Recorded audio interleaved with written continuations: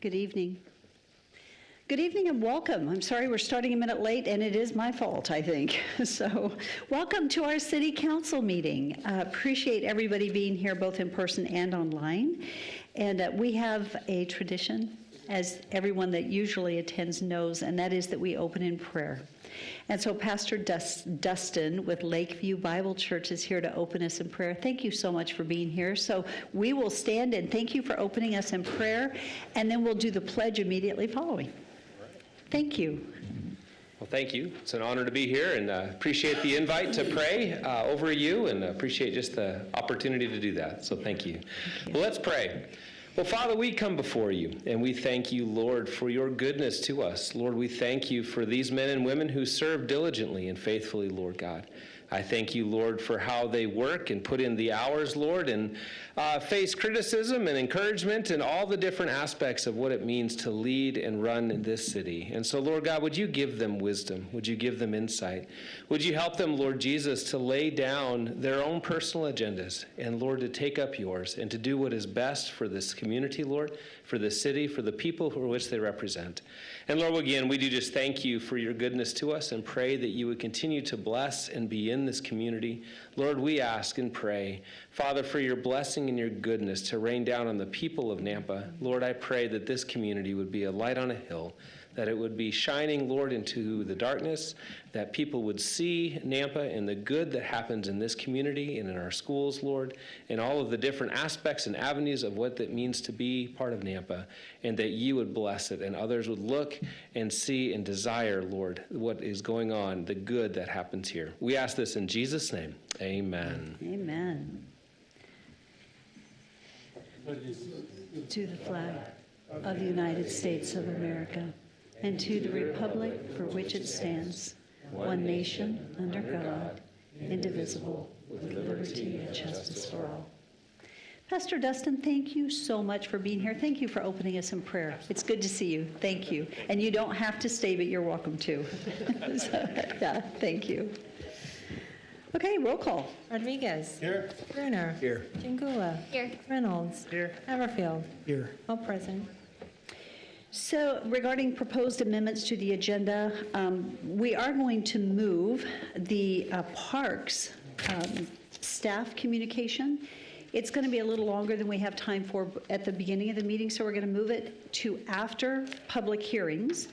So that's the only change to the agenda that I'm aware of. Are there any others that anyone else is aware of? Okay. I would stand for a motion to adopt the agenda as stated. So moved. Second. And all in favor, thank you. And all in favor say aye. Aye. Any opposed? There we go. Okay, so our consent agenda. It is in our packet. Any comments on our consent agenda? And if not, I would stand for a motion to approve. So moved. Second. It's been moved and seconded to approve the consent agenda as supplied. All in favor? Aye. And any opposed? Thank you.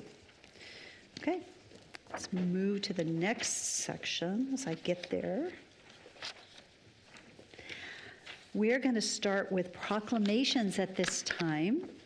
And we have one proclamation this week, and it is Constitution Week. And I tell you what, the Idaho chapter of the Daughters of the American Revolution, I so appreciate all that you do in our community, and thank you for continuing to remind us of that very important document, which is the Constitution. So thank you. So how about if I read this, and then I'm going to hand it to you. Okay. And then I look forward to having you speak. So the proclamation is, whereas September 17th, 2023 marks the 236th anniversary of the drafting of the Constitution of the United States of America by the Constitutional Convention. And whereas it is fitting and proper to read, study, and celebrate America's founding documents and to protect the freedoms set forth in the Bill of Rights. Whereas it is fitting and proper to officially recognize this magnificent document and its memorable anniversary, and to the patriotic celebrations which will commemorate the occasion. And whereas it is important to commemorate the historic anniversary and the patriotic celebrations which occur. And whereas Public Law 915 guarantees the issuing of a proclamation each year by the President of the United States designating September 17 through 23 as Constitution Week. Now, therefore, I, Debbie Kling, Mayor of the City of Nampa, do hereby proclaim September 17 through the 23rd to be Constitution Week in Nampa, Idaho. And I ask our citizens to reaffirm the ideals of the framers of the Constitution, what they had in 1787, by vigilantly protecting the freedoms guaranteed to us through this guardian of our liberties. I just want to say thank you, but go ahead and speak and then we'll hand this to you. Thank you, Mayor and council members. My name is Peggy Orbea, and I serve as chapter regent of Idaho Chapter Daughters of the American Revolution. Founded in 1890, DAR is a nonprofit, non-political volunteer women's service organization dedicated to promoting patriotism, historical preservation, and education. It is our privilege to encourage study and to educate the public about the Constitution, which was adopted on September 17, 1787 in Philadelphia, after 4 months of writing and deliberation. 2023 marks the 68th anniversary of Constitution Week, which is celebrated from September 17th through the 23rd each year. DAR was instrumental in getting the designation and petitioned Congress for a resolution.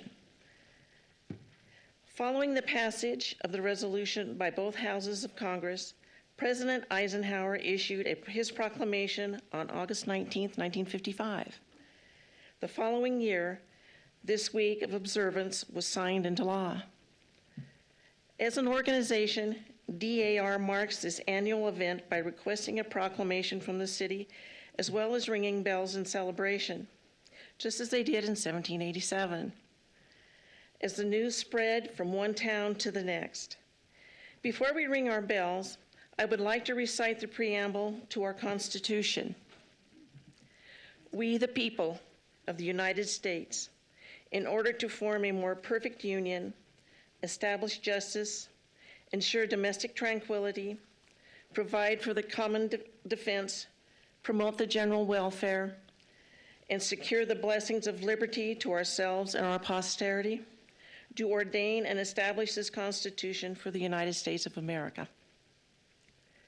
At this time, please join me in ringing a bell as we acknowledge the importance of the founding of this document for our nation.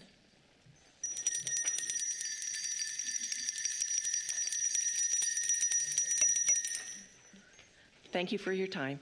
Peggy, thank you. Would you come forward? Council, would you all squeeze in here? Let's do a picture with Peggy with our bells. Or they can sit here, whichever way we want to do it. But come on forward and let's grab a photo. We'll just put you here and we'll all be right behind you. So there you go. Thank you for coming up. Okay, here we go. Okay, got our bells.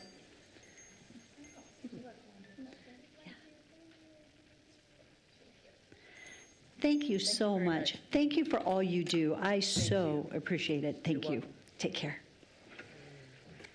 One thing I know is that this council in its entirety believes in the Constitution and the importance of that document as a nation and the work of our founding fathers. So it is such a pleasure to serve, right, all together when we all have that mutual regard and respect.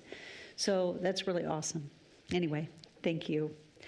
Okay, so the next item on the agenda is our public forum. And tonight, before we go into individual speakers, we have the Nampa American Legion here. And I believe Karen Daniel is going to speak. Carla, or you can all come forward, but however you want to do it. We are excited to honor you. So tell us what we're doing tonight. Hi. Hi. Do you want me to just Yes. speak? Okay. Go for it. So my name's Karen Daniel. I'm the president of Nampa American Legion Baseball. We're attending tonight to just reintroduce ourselves and give a quick update regarding our program. Our program is all volunteer driven. We have executive board consisting of 6 members and 1 post 18 Legionnaire Legion, and an open membership available to anyone that would like to join. We are a community-driven program. We offer competitive baseball for reasonable cost. In the new age of baseball, Nampa needs a program that is affordable for players in our community. We currently field 3 teams ranging from the ages of 13 to 19, including approximately about 50 players. There are several local businesses who support our program, whether it's advertising on the field, on the fence, or sponsoring a player. We have them listed on our website, on NampaLegionBaseball.com, and you can view them there anytime. The list of sponsors go on, and I'll probably forget them, so I'm not going to say them all. Rodeo Park has been in our community for almost 110 years, but it's been named many different names. This is our home field, and we host approximately 40 to 50 league games for our 3 teams every Legion season. In addition, we host several tournaments, annual Father's Day Classics, annual WCP Federal Days, annual NNU Invitational Tournaments, and 4 Idaho State tournaments since 2017. These tournaments bring in several teams from outside the area. The teams and their fans support our community by frequenting our restaurants, hotels, gas stations, grocery stores, and other local businesses. Rodeo Park is also used by Nampa High School in the spring and Nampa Babe Ruth in the fall. Over the past 15 years, we have made several upgrades to Rodeo Park, including the patron area, backstop, and dugout, all while trying to keep it nostalgical to our historic park. Players and family of the teams that have the opportunity to play at Rodeo often say they love the feel of it when they walk into the stadium. It is definitely a highlight to any player. While we don't have a master plan in hand, we all strive to update the facility at Rodeo Park to keep the nostalgia. A few of our next big projects are to update the press box, concession stand, and restrooms, the bleachers, and the hitting cage. That's all. Thank you very much for allowing us to be here and to talk and to explain us. Thank you so much. Council, do you have any questions? I just thank you for what you guys do. Thank you for keeping this moving forward, and we just appreciate the work that you are planning, and we understand that facility needs upgrades, and we need to continue to move that direction, and so I look forward to, I know with Darren and the good collaboration, but thank you guys. I appreciate you. Thank you. Okay. Do we have people signed up? Oh, yes, please do. Thank you. Madam Mayor, Council, I just wanted to take a minute to, you have to come up, to introduce our new Deputy City Clerk, Joanne Corey. She started last Monday. She has an extensive amount of municipality experience with the city of Chattanooga in Tennessee.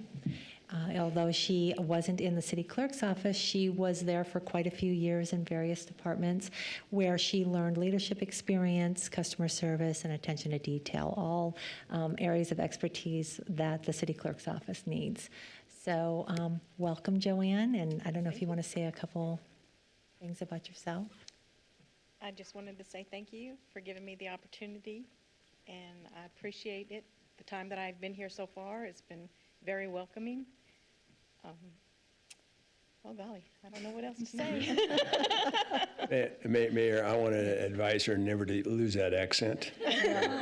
Number You two, know, I'm she getting, grew go up ahead. in Idaho, though. Really? That's- So how 11 long were you years. in Chattanooga? I was in Tennessee for over 40 years. Well, that did it. So I'm getting personal. You don't have to answer this. Reason for, I mean, we have all these others moving from another direction into here. What's the reason that you moved this way from the east? My father's in bad health and Oh, he's in a boy. mountain home, so. Oh, gracious for your family love. Yeah. Well, thank Yeah. you. All right. Well, she may actually at some point be sitting in this seat next to us, so we thought it's important for you guys to meet her. In fact, I think Thursday morning she will be with our. Correct. I will actually. So should we apologize right now, or? Yes. Okay. Sure, saying yes. Just remember that I'm the nice one. Thank you so much. It's so great to Thank have you you. here. Thank you. And they will see you all Thursday morning, Yes, ma'am. bright and early. Yeah, Thank you. thank you. Madam Mayor, we do have one person signed up, and that is Cheryl Higley. Good evening, Cheryl. Good evening, Mayor Kling and City Council. It's been a while. It's always good to see you.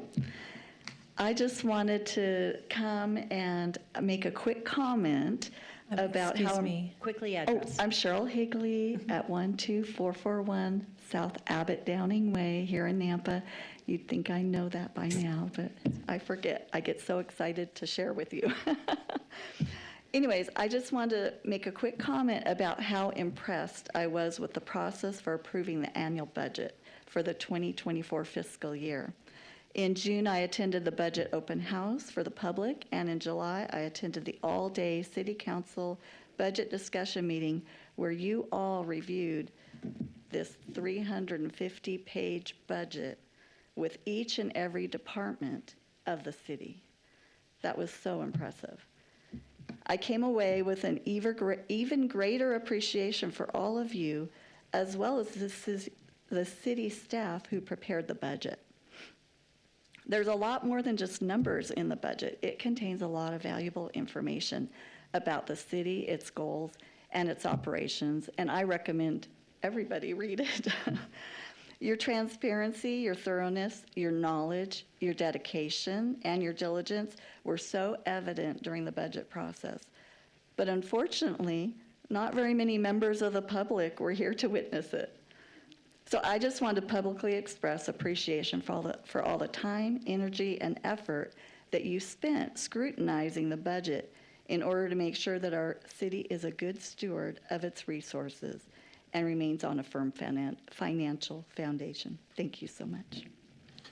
Cheryl, thank you for those comments. I will say we work so diligently, and Amy does, to get the word out, to hold the public open houses prior to the budget, before any discussion takes place, to get input. And then we've got the, in the public hearings, and it just still continues to amaze us how few people weigh in. So thank you. I know the Harrises came to one of the meetings, you were at one of the meetings, and there were a few other of our regular citizens, but we so appreciate the involvement. So thank you so much for that. Thank you You're for taking time. welcome. I think it's because a lot of people are afraid of numbers. I love numbers, so I'm very interested in that, but most people are very afraid of math and numbers. So it's nothing personal against any of you. Anyways, thank you again. Thank you, Cheryl. Mayor, another kudos Yes. to Doug Racine and his team, though. We get thanks, but they're the ones that are putting in the hours after hour after hour and the transparency. Thank you. And the change in our budget book, right, with everything in there. In fact, I had a meeting with the mayor of Caldwell, and we were asking about some org charts, and I just said, if you wait till our budget book comes out, everything is in there so you can see everything, right? So it's all out there for anyone if they want to look at it and get it is. So, okay, is there anyone else signed up? No, there is not, Madam Mayor. Is there anyone that had intended to sign up that did not get signed up tonight? Okay, seeing none. There are no agency reports tonight, but we do have a couple of staff communications. The first one on the agenda we have moved till after public hearings. The second one is our community survey review, and Communications Director Amy Bowman is here, and she will walk us through it.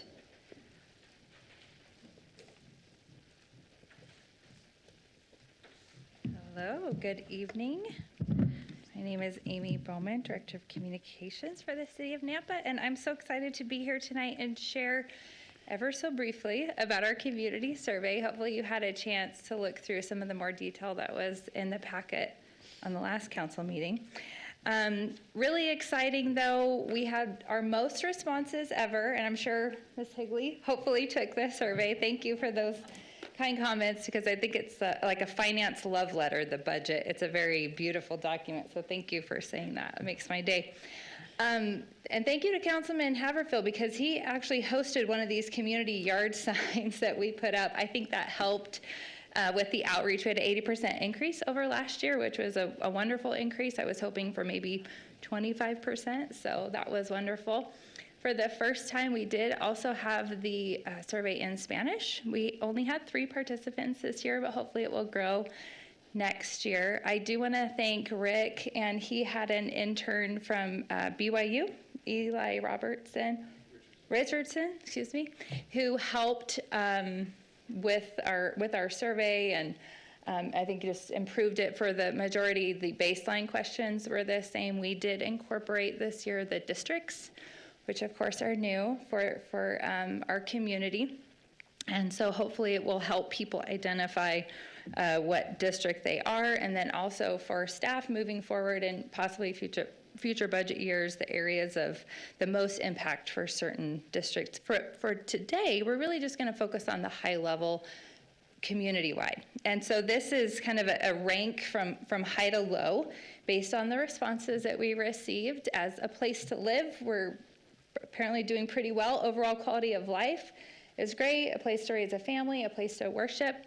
And then it goes down in rank order. So a place to retire, recreational amenities. I know that Parks and Rec has an amazing PowerPoint tonight to share about that, and so they'll discuss that. And then a place to work was our least favorable ranking. So if you were to give out A's for, according to the community, these are the efforts and departments in order. So the library, I don't think the library's here, but park maintenance gets lots of ribbons anyway. I think they all deserve ribbons. So anyway, this is just an FYI. Moving on, in terms of safety, we asked some safety-related questions. So people, for the most part, feel safe driving in this city. They feel safe from violent crime. They think crime is decreasing within the city, and that they feel safe from property crime. However, walking alone at night in downtown did not rank as get a 3 or above. For general perception, the community, I think overall, thinks that we welcome input from citizens, that we make appropriate outreach efforts, the mayor's office is accessible, and that we act upon the input that we receive. So we did ask some more about the top 3 concerns, which you can see here. Congestion, transportation, not a big surprise. Taxes and fees increasing, and housing affordability. Because really we've heard a lot from the community that growth is a concern, and so we're trying to understand what specifically about growth is a concern. And if you were to add in the other 2 for the top 5, it would be overcrowding and strain on public services and infrastructure. So then we asked the community what to rank their top 5 priorities. And some of this stuff we maybe don't have a lot of control over. There's maybe a public perception that we have a lot of control over affordable housing, but there's some question about that. But affordable housing being the #1 priority from the community. Downtown revitalization actually ranked very high. Clean streets, city trails, and public transportation. Now, there is some question, Rick and I were discussing this earlier today, that there may be some confusion with the public if public transportation is, in their mind, might be just transportation. So if they consider driving on streets versus riding a bus. So we might need to clarify that in our next community survey. And then in terms of where they think we should spend the most money, essentially, public safety, street maintenance, the quality of our capital projects, and traffic signal timing. So these are just some of the key takeaways overall. I think the community responded that we're doing pretty well. Of course, there's always areas for improvement. The biggest concerns around rapid growth include congestion, the higher costs, and housing affordability.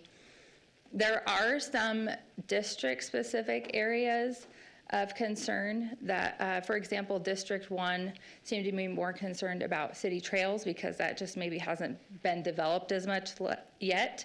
And then other areas, I think like District 5 had more concern about animal control. So there's some give and take based on the area. But that one of the things I'd like to make sure that we're doing is we're communicating back to the public on the initiatives that this council has undertaken and the mayor has undertaken to respond to these concerns, because we put out a lot of surveys, frankly, and I think people will be willing to continue to take them as long as we are responding to with the comments that they've given with some action. So, thank you. Yep. Any questions? Any questions? So there is more detail, and I think, Amy, have you emailed out the full? I mean, it's available. I believe it's available on our website. It was in the packet. So and if you have any other specific questions, it was in 2 councils, or the last council meeting. That's when that packet was. Yeah, and this one too.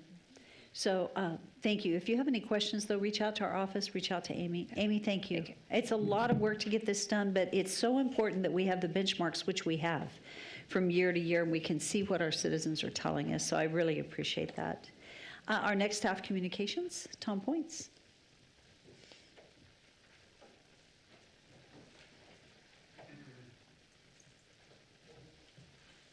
Evening, Mayor, Council. So we just have 2 items on the staff report.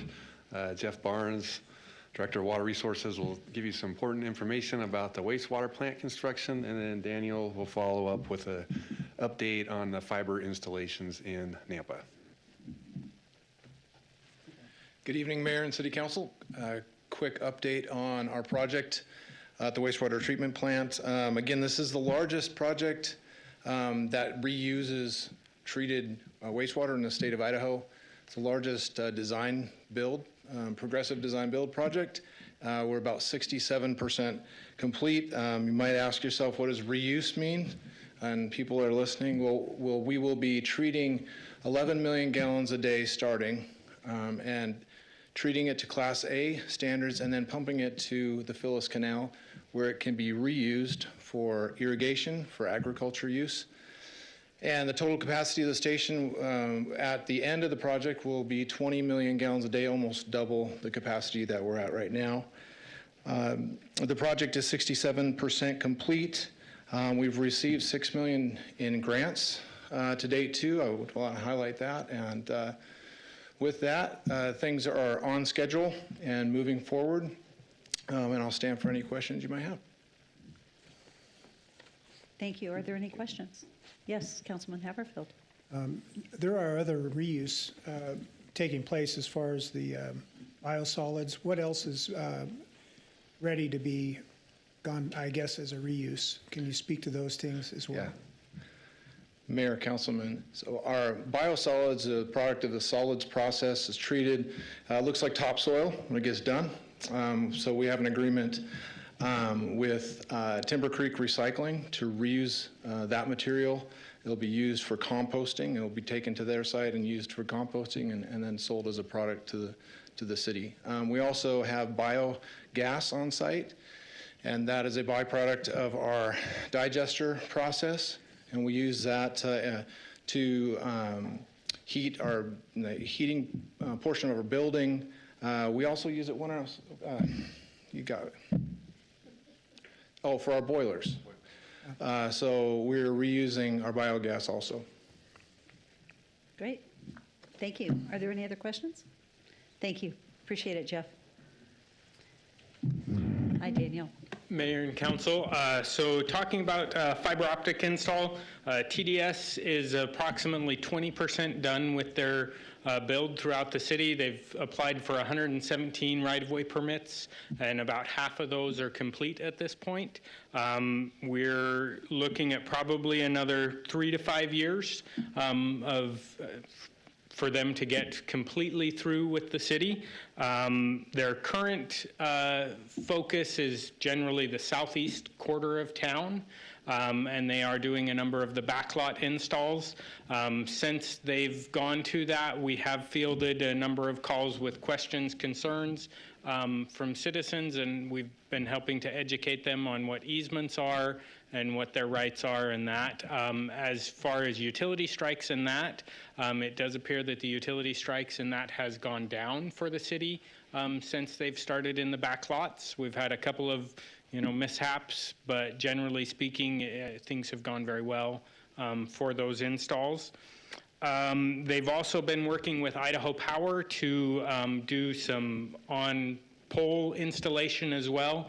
They've been working with them for about the last 18 months and are starting to get those installations where they're running on the power poles started as well now. We have 2 other fiber optic providers that are looking to come to town. Lumen CenturyLink is looking at expanding their existing copper network and putting in fiber optic throughout town. They're looking at a much less aggressive schedule than TDS has, and we are working with them to implement the same practices and contacts and notices that we've been utilizing with TDS for the citizens as they go into their installation. They will have some existing facilities that they will be able to rework conduit and that, but the majority of it will be new install as well. And then and they will be looking to start in 2024 is when they are looking to do start their install. But as I said, much slower build we anticipate, and they anticipate than what TDS has proposed. And then the third provider would be Ziply Fiber. They're a company that a few years ago acquired Frontier Communications, which is another telephone operator in the state. And so they are looking at coming in and installing fiber optic network through the city as well. They are looking at, the first portion of theirs would be putting in the backbone network and then proceed on to the actual service to homes. We're talking to them, they would anticipate about a 6 to 12 month installation for the backbone network and then proceeding from there. We don't have a specific time on when they would begin. We're working with the city attorney. They've come and approached us about whether they need a franchise agreement or that, and so we're working through that process right now with them. Yes, Councilman. So Daniel, tell us, again, fiber optic for the other two as well? Mm-hmm. So they can't combine their fiber in the same conduit, correct? So they are separate companies, and their network infrastructure, their network architecture is typically different between the different companies. So that would not be something. We have encouraged them to talk to each other and co-locate when they are able to. But generally speaking, that's not something that would happen. So TDS and their conduits are oversized a little bit, but not enough to accommodate these additional providers, correct? So generally speaking, they would need redundant conduits. They would not run their fiber in the same conduit as someone else's. Generally speaking, that would create, my take would be, that would create liability when working on those that the company would not want to enter into. And could I state that my understanding is Ziply is working closer with Idaho Power and going more the Idaho Power route versus is that correct? I remember hearing that in one of our meetings. For their backbone network, yes. For the installs, when they start to go to the homes, they will not be, in the majority of town, there is not Idaho Power poles. Most everything's underground, so they would be installing underground as well. Okay. I'd understand why power and communications would be separate, but communications pretty clean, that they might be able to work within the same conduit. But if that's, again, like you say, a liability potential, it's just unfortunate that we'll have all this work done by TDS, then you got another wave of people complaining about stuff that's going on in their yards, and then a third wave after that. It's just, by then there'll be a new technology anyway. There'll be. And, one comment on that, too, at least it's my understanding, this is your area, that the Utilities Commission, they have a right to do this. We can't deny it. So it isn't that the city is like saying, come on in, everybody, right? Because we understand the disruption, but we cannot deny it because they have a right. They hold the correct licenses or permits through the Public Utilities Commission that they are allowed to go within the public utility easements, yes. Yeah. So that isn't something that we are encouraging. It's happening, and it's part of their right as a utility that's approved. Yeah. I will say good news, TDS did our neighborhood, and we didn't have any problems. It was great because they did come in, and it's a little messy, but everything was restored. Everything was cleaned up, and so it was nice to not have, at least in our neighborhood, not to have any negatives. Glad to hear that. Yeah, it was great. So, Mayor, quick question, a little sarcasm, but so I need to prepare my 94-year-old mother for another 2 digs in her yard? Potentially. Okay. Well, and you said how many years, though? She may not have to worry about the third one. Oh, my, yeah. Okay. What was that about apologies? Well, we Okay. needed a good smile tonight. Yeah, swift kick under the table. You should Yeah. see her high heels. Yeah. Her high heels are dangerous, by the Oh, way. my Whoever goodness. sits next to her next year. Ooh. Maybe the third one to come through, Dar, will fix the damage the first one did. Yeah, there you go. You're the one that can comment on That's damage. what I'm hoping for. Yeah. There you go. Okay, any other comments or questions? Daniel, thank you so much.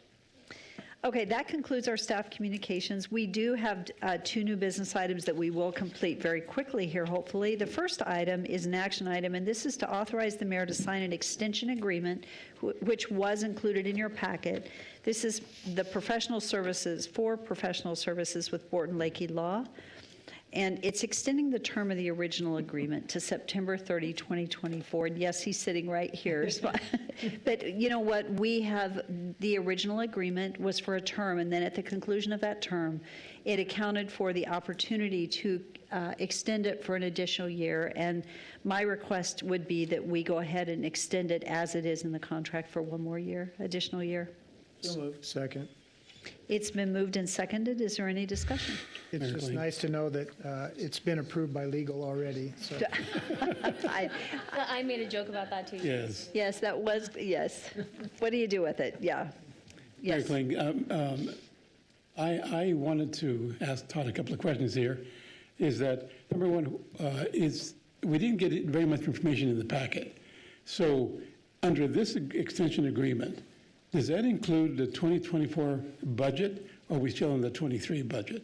And also, is any part of the contract changing as a result of this extension? Madam Mayor and Councilmember Rodriguez, so it's the contract provides just for 2 potential extensions, so all the terms and conditions remain the same. And we haven't requested any budget increase in any of the years we've been doing it, and nor have we in this case. So it applies to the budget amount that you approved that's in there. Okay. Thank you.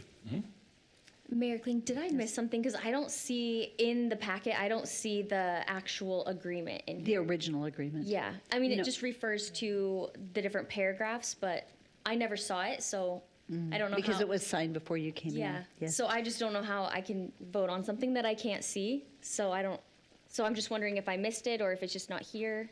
You know, it's a very good point, because we did not put the original agreement in the packet. We just put the extension.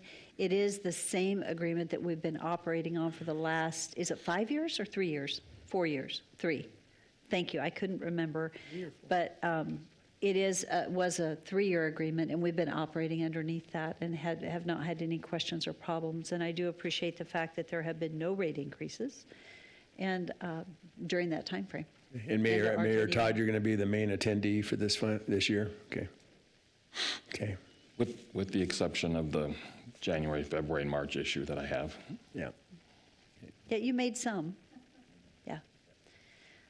Any further questions or comments? Okay, so there was a motion and a second. If there's no further discussion, roll call. Rodriguez. Yes. Brunner. Yes. Jingula. It's nothing personal, I just can't vote on something I can't see, so I'm gonna say no. Abstain? Abstain. No. Well, No. Yeah. Hammerfield. Yes. Reynolds. Yes. 4 in favor, 1 opposed, motion carries. thank you. And 7.2, Mark, go ahead and make your way up if you would, please. So 7.2 is an action item, and this is coming back after the last council meeting. It's to authorize the mayor to sign a memorandum of understanding between the City of Nampa and Valley Regional Transit for transportation funding in the amount of $471,856 for FY24 as approved under the General Government Contractual Services Mass Transit in the annual budget for FY24. So it is approved in the budget. It has been reviewed by legal. I would like for Mark to make a couple comments, and then I think, Mark, you and Todd talked about, are you going to speak to his suggested changes, or is he?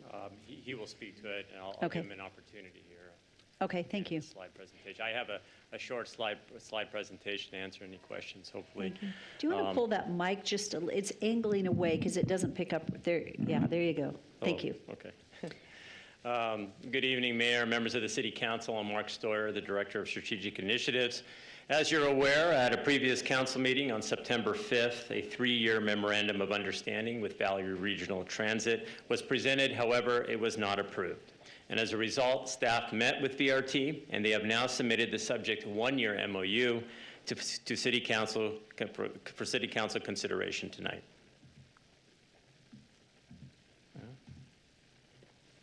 It's not working. Well, let's see. Give me 1 second here. My guess is it's because you were totally ready to go. There you go, and it was There we freezing go. on you. See, Yeah. it was freezing on you. Okay. So this proposed 1-year MOU comes without an increase to VRT's original budgetary request for fiscal year 2024. The total NAMPA request of $471,856 does still include a credit from the available one-time pandemic relief funds, and is the same amount already approved in the city's annual budget for fiscal year 2024 under general government, contractual services, mass transit dollars. So some noted changes to the current 1-year MOU compared to the original three-year MOU that was presented at the last council meeting. Those include references to a multi-year funding MOU or a city contribution commitment beyond 2024 has been removed. Any financial data for fiscal years beyond 2024 is clearly identified for the sole purpose of future VRT budgeting and forecasting purposes. Any city commitment is strictly limited to agreeing to consider future VRT budgetary requests as part of the city's annual budget process. So just real quick, the proposed services as part of this MOU will include the on-demand Route 150 and a couple of revised fixed routes. We have Route 40, which is the express route from Caldwell through Nampa up to Boise, and then the Route 42 hourly all-day service, which will provide service up Garrity, which we don't have right now, up through the interchange connecting CWI and Meridian, Amazon, and Boise, and so forth. And then we have our proposed services that are outside of our MOU with VRT. We do not pay for these services, and those include paratransit services and also the service non-emergency medical transportation services through Treasure Valley Transit. So that ends my presentation. I do want to note there was a minor legal catch at the last minute that I'll turn over to our city attorney to address. Madam Mayor and Mark and council members, thank you. So the effort here by VRT was to reduce it down to a 1-year agreement. And that's certainly the case on page 4. Section 3, it terminates September 30, 2024. Some of the other language was kind of massaged and worded to reflect that, but there's one place that they didn't really correct the language in line with that, and that's up at the top on that page 4. Just up above subsection E, so that would be the end of subsection D at the top of page 4. There's that language that says on the last sentence, no later than July 31st. That part just needs to be stricken. So it will read the amount to the authority before the start of the budget year. And that's the only other change legal had. Todd, thank you. So if there were to be a motion to approve, it would be as discussed per the recommendations of legal to the additional changes to be made to the agreement. Mayor, can I make one more comment too? We'll work with VRT on making those changes prior to your signature. But one thing that I did want to emphasize is that if we do not approve this MOU tonight with VRT, then transit services serving the city of Nampa will be eliminated beginning October 1st. Thank you, Mark. Mark, I really appreciate your efforts and working with them. And the other thing that I want to say to council is Mark is doing a phenomenal job working with staff, and we're continuing to move forward in getting the data and to ensure that the needs of our citizens are met in the most cost-effective way, that we're being good stewards, because again, it goes back to stewardship. And so ridership, I know there was a post after our last meeting, like there's no ridership. Well, you know what? Our evening ridership is the lowest ridership. Our highest ridership, you've got people that aren't going to get to work. if they don't have public transit. You have a lot of people that are needing the services that are here in our community. So it is, I'm going to say, I will personally say, I highly recommend the council approve this MOU as it is stated and give Mark the opportunity to continue to work with VRT to achieve what we need to achieve in our public transit system. So Mark, thank you. So I would stand for a motion. Mayor, if I can make a couple comments. Number one, I am going to approve this tonight. I appreciate your work, Mark and Elaine's. I'm going to make a couple further comments since I don't have a whole lot of months to make that. I did get a text from a citizen who rode the commute from Nampa to Boise 3 different times this past week. I'll only mention one to keep it short. He said the riders from Nampa to Boise, even picking up people in Meridian, et cetera, was 10. The one that I want to mention is the last commute at 6:46. And he said 7 people from Nampa got on that bus, 9 total for the whole route. 3 were from CWI. And he said one comment from one of the people from CWI was, wow, it's really crowded today. All the people that went had cars, so it wasn't where they were in a need. Anyway, I'm very much in favor of helping folks who need to get to the grocery store, who need to get to work. And I think there's churches. There's also other ways. I know you looked into some alternatives. I'm not sure the government, federal granting is worth this. I'm a supply and demand guy. And he also, the person who rode on these buses, said there was cameras on every bus that he rode. And I've repeated this way too many times, but for 6 years I've been asking for stats. So if you have cameras on a bus, yes, I know it's going to take time to look at the film, but there's no reason in the world for not getting us stats. And council, all I can say is I will not be a part of this, but in 2025, they're going to ask from us, I know Tom said he can maybe handle this, $705,000 from the city of Nampa. We've been paying $370 up until this year. I said I would okay the $470 some because you guys have worked hard and negotiated where this is not a 3-year MOU. In 2026, citizens, they are asking from the city of Nampa $862,949 contribution. I'm sorry, but I don't see the return on investment on this at this point in time. I hope the money that VRT is using this year, since they are subsidizing this with ARPA money, will do a lot of marketing and find out what citizens want and if they want this. But to be paying this kind of money with that low ridership, at least from what this one citizen, I realize that was just a one segment, but it is ridiculous. So, but I repeat, I will be voting for this tonight, and I just, council members, I appreciate you greatly, but I hope you really look at this, scrutinize this closely in the next 2 years. Thank you. And I'd like to say, first of all, thank you for your support tonight. Thank you for speaking up. And I think where we all agree is that we need to ensure the most cost-effective way to provide transportation. And I feel like if there were a year, this coming year is the year that we can get down to that. I did just do a tour, as did Tom Points. They do have cameras on their buses, and they are using those cameras now to validate the onboardings, the offboardings, and to use that system to help them get the numbers that they need. And so that's one of the benefits of the cameras that they have on the buses, and they actually are doing that. And so I think that Mark, with his focus and looking, it's really bringing that data together. I appreciate his work on that. Mark, all the respect in the world for you. I have an appreciation for Elaine and the time that she's taken with me individually. And yeah, please look at it closely.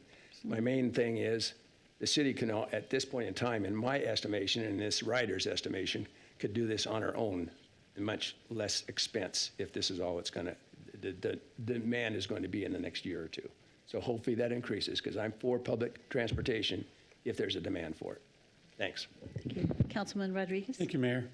Mark, under funding and project costs in the presentation, I just want a clarification here, because in the budget hearing, we were given $387,000, and then it ended up being $471,000, right? No, the 471,856 is what was approved in the budget. Yes, I know that, but that's my question here. Now, hear me out. VRT generally followed this allocation methodology to determine the funding request. However, VRT did leverage a calculated city's contribution as local match to optimize one-time federal COVID pandemic relief funds in the amount of $350,000. Okay. For FY24, VRT has budgeted $471,856, representing the city's contribution for services, capital, and regional overhead. The city has budgeted the same amount of the general government contractual service mass transit in the annual budget for FY24. So here's my question. It appears, and it gives you the notion that VRT is telling the city what we need to pay. And what Councilman Bruner was getting at is that it doesn't match the rider occupancy. If that's how much VRT wants us to put out, to pay. So just explain that.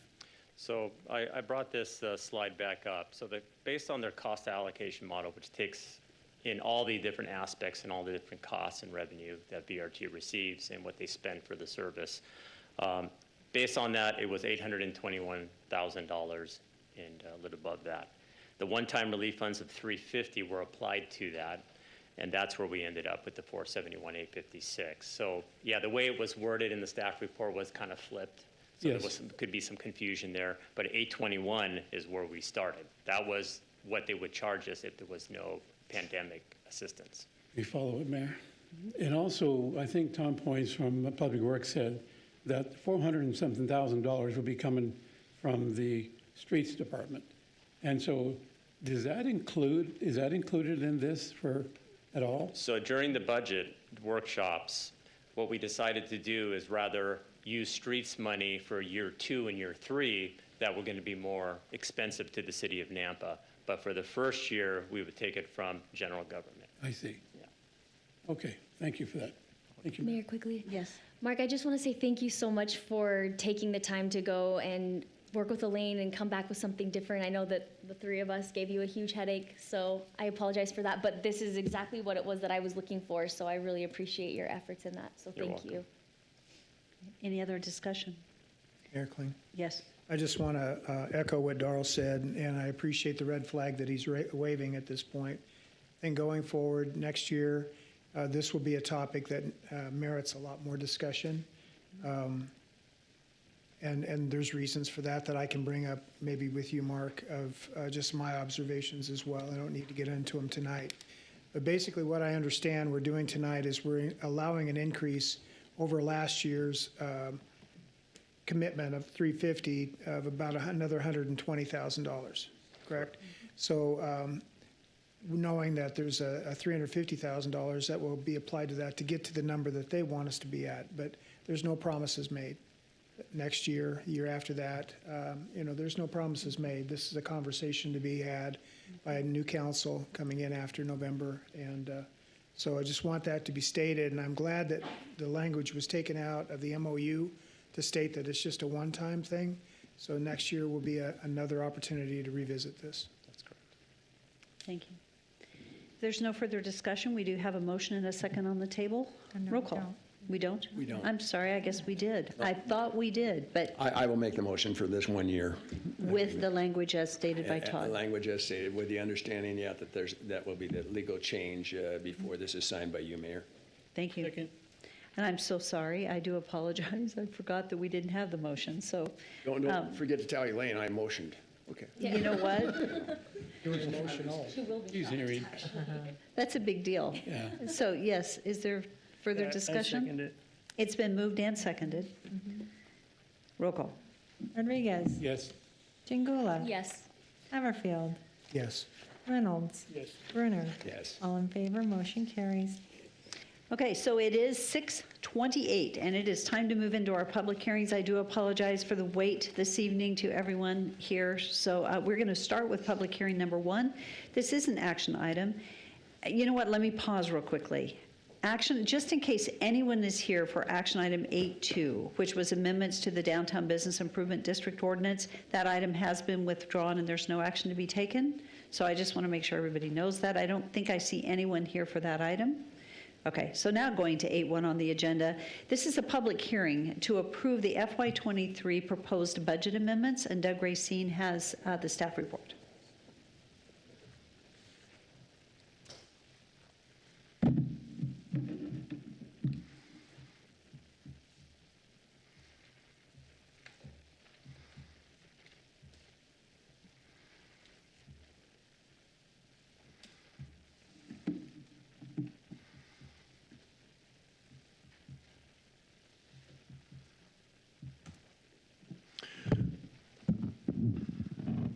Good evening, Mayor and Council. I appreciate the time to come and share the year-end budget amendment for FY23. I recall we did this in March, and I was asked by Councilman Brunner to never bring forward a $50 million amendment again. This one does not come anywhere near that. In fact, the amount of this one, this is one of the best amendments we brought forward because almost everything in here reflects new money coming into the city, not money going out of the city. So what we have tonight is a $6 million and well, I'll go down to the bottom here so you can see it. This is the budget resolution, $6,034,000 total amendment for the city. Most of that is because of the strong success at the Fort Idaho Center, which is, I believe, $3.8 million, $3.7 million right there.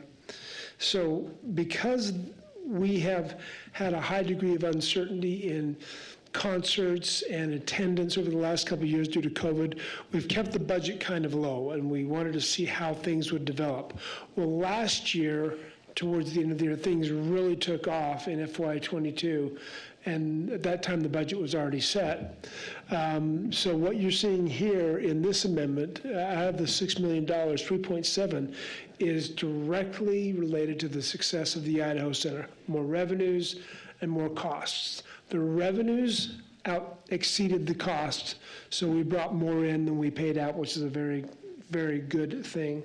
Other items of note in the amendment will be in general government, we had about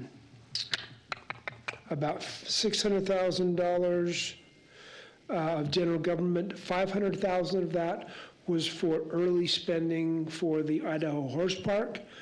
The $700,000 is catching up on something that I probably should have had in the March amendment, was for the Police Association agreement we approved last November.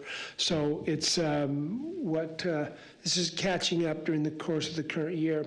One other item to note here is the Hispanic Cultural Center expenses we did not anticipate. This is a little more than we have currently spent. This is $38,000. We're right now at about $30,000 in expenditures. We put a little more in there in case some other expenses come in. That's primarily for safety, for utility payments, repairs, supplies and such. I can give you the detail if you want, but that's where we're at on the Hispanic Center right now. Very quickly, other than that, we've got a little bit of money for the Main Street Fund. We moved around to close out the downtown fund and put it in Main Street. And inside the Main Street Fund is where we keep the monies that we receive from the reclamation. The name slips me for a moment. The sanitation, Republic Sanitation. That's where most of that money goes. This is just moving excesses into there. We have a little bit of capital improvements for parks for some vehicles that were budgeted in the prior year, but we weren't able to get the vehicles until tonight. And just as a note, I talked with Doug Adams today. We have about $1.3 million of vehicles budgeted in FY23 that we did not receive. And that'll be coming forward in next year's amendment. But it makes for challenging budgeting when you budget for something and you just can't get it because of supply chain problems. There were very few other things. The library, $26,000 was related to costs that were previously budgeted for the bookmobile and finally came through this year. Not a lot else. We did receive a fair amount of additional grants and donations, primarily from either money we spent from ARPA for the CARES and Shares, $150,000, and I think we had about $150,000 of new grants for the Family Justice Center, but that's all new money coming in to cover new grants. It's not new expenditures. And then there's a couple of other small items that have come through, but nothing. These are all the revenues. That's about it for the expenses. It really was a very controlled amendment, which of the only new money that was expenditure was the Hispanic Center. Everything else was covered by revenues. Mayor Kling. Doug, I can't remember, but please clarify that the Gold Bond Debt Service, isn't that an urban renewal in its origin? No, well, the general obligation bond that we are paying off next year, that had to do with, I believe, the U Nichols Public Safety Building and the library. Nothing to do with urban renewal. I thought it wasn't urban renewal that those were built. Maybe somebody else would Councilman know. Rodriguez. The general obligation bond was the Kings Overpass, the Garrity improvements, and the sewer that went out to the marketplace area. Okay, so, and we're not still paying on that, right?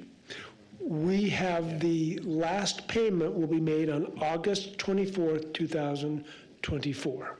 And that's not this one we're talking about then? No, nothing to do with there. No relation. All right, thank you. Any other questions? Okay. Is that it? That's it. Okay, Doug, thank you. So this is a public hearing, and to my knowledge, there is no one signed up to testify on this budget amendment. Is there anyone here that had intended to testify this evening or would like to testify regarding the budget amendment? Okay, seeing none, I would stand for a motion to close public hearing. So moved. It's been moved and seconded. All in favor? Aye. Okay, is there any comment? Council discussion and/or motion? I'm sorry? Well, actually, it's council discussion. So typically, we have a motion to approve or not approve, and then we do have a first reading of ordinance. I like to go to a motion first, and then we'll do first reading of ordinance. And so if we do agree and support the proposed budget amendment, I would stand for a motion to approve the budget amendment as presented, and we will follow that up by the first reading of ordinance. If you don't approve it, then we won't follow it up with a Mayor first Kling, reading. I'll make a motion to approve the budget as stated. Second. Any discussion? Roll call. Brunner, Yes. Chingula, Yes. Hammerfield, Yes. Reynolds, Yes. Rodriguez. Yes. All in favor, motion carries. We do have the first reading of ordinance adopting the FY23 budget amendment, and it is requested to pass under suspension of rules. An ordinance of the City of Nampa, Idaho, amending ordinance number 4684, the appropriations ordinance for the fiscal year beginning October 1, 2022, and ending September 30th, 2023, appropriating additional monies that are to be received by the City of Nampa, Idaho, and providing an effective date. Mayor Kling, I'll make a motion to pass the ordinance as read under suspension of rules. Second. It's been moved and seconded. Any discussion? Roll call. Rodriguez. Yes. Brunner. Yes. Chingula. Yes. Reynolds. Yes. Hammerfield. Yes. All in favor, motion carries. Thank you.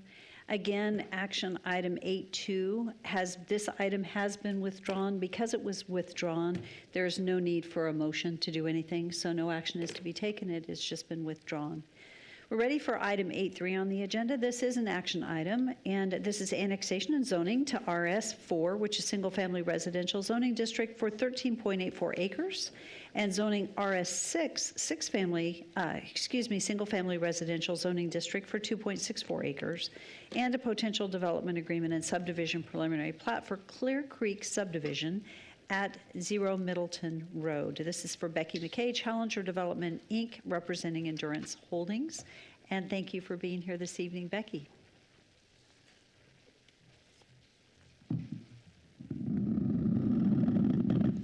I can see over this podium. This is really nice. I like what you guys have done here.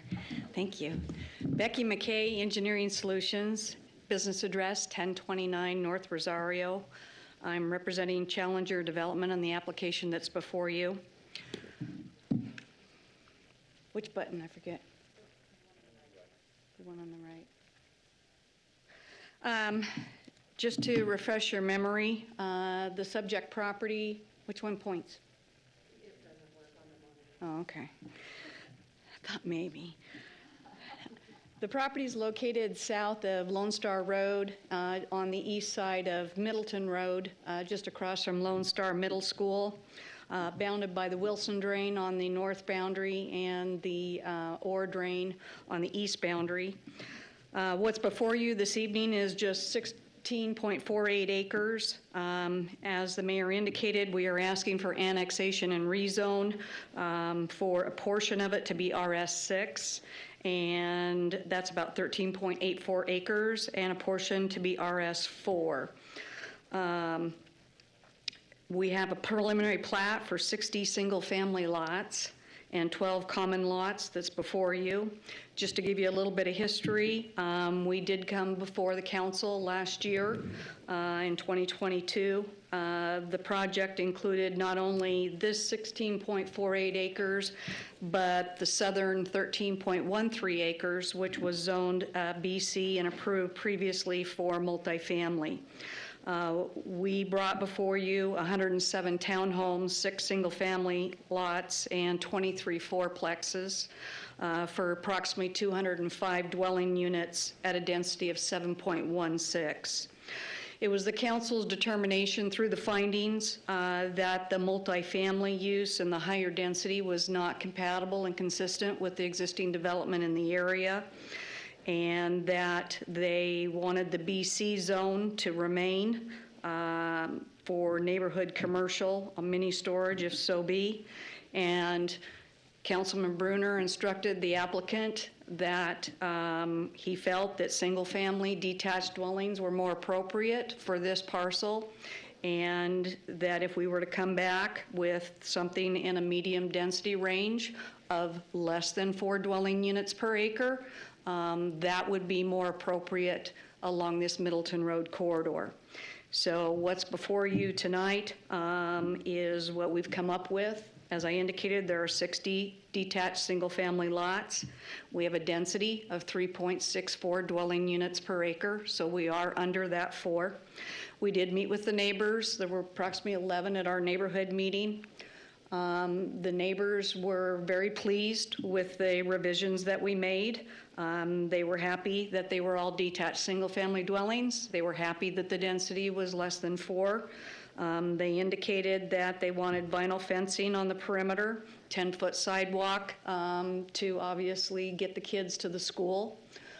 We increased our landscape buffer along Middleton Road to 35 feet instead of the 25 that's required by code to accommodate that 10-foot additional wider walk and just to give it a softer look.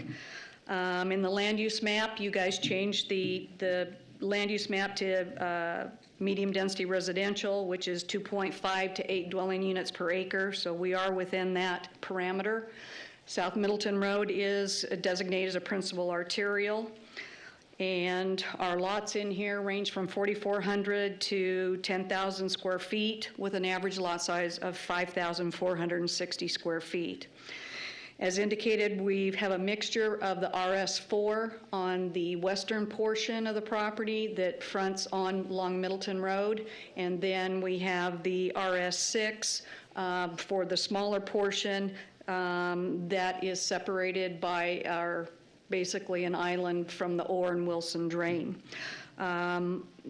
There's existing sewer and water adjoining the property, existing pressurized irrigation. So the only thing that we basically need to do is install the 10-foot walk. I did talk with Daniel earlier about should we widen the roadway and install the curb and gutter, because the mini storage that is proceeding forward will be widening, and they will be installing curb gutter and sidewalk because the development agreement was older before the impact fees. So Daniel did indicate that it is up to us to either pick impact fees or pick the improvement. We think that it would probably not be a good idea to have this be an island where there was no widening curb gutter. So I think I will work on my client to convince him to make those improvements so that we have a complete corridor here that's improved. Our traffic has basically been reduced by 47% from the original application that came before you last year, which was one of the concerns of the neighbors. And all of our streets in here are 34 back-to-back. We do have detached sidewalks at the entrance and detached sidewalks right there as you come into the subdivision, where we have our central open space, which will have like a pocket park with a playground and a gazebo and pathways. We have micropaths that come out of our public streets, go over to the multi-use pathway there on the Ore Drain, and to the Wilson Drain up on the north side. We will be required to have an emergency vehicle access out of this property. We're going to put it on the north end. We figured out a solution that it would be separate and not a part of the multi-use pathway. I believe your parks and pathway plan designates a minimum 10-foot pathway. Since that is Nampa Meridian Irrigation District's access road also, we will be building 14-foot wide traffic-rated multi-use pathway. So it will be wider than the 10 feet. We've got a good project here. We've got 4.88 acres of open space, which is about 29%. Our qualified open space is 2.95 acres, or 17.9%. I'd ask the council to support the project. We think what we have is more in line with what the council envisioned for this area, and I definitely know it's more in line with what the neighbors had hoped for. Thank you. Boy, I did it in the time. I'm so excited. Blue ribbon. You did well with that. Do you have any questions? Mayor. Yes. Just so I understand what we're looking at tonight is 50 lots that basically are accessed off of Middleton Road. Is that correct? I believe there are 51 with 9 lots that access Lancaster. Okay, so it's 51 and instead of 50 and 10. I was just looking at the count.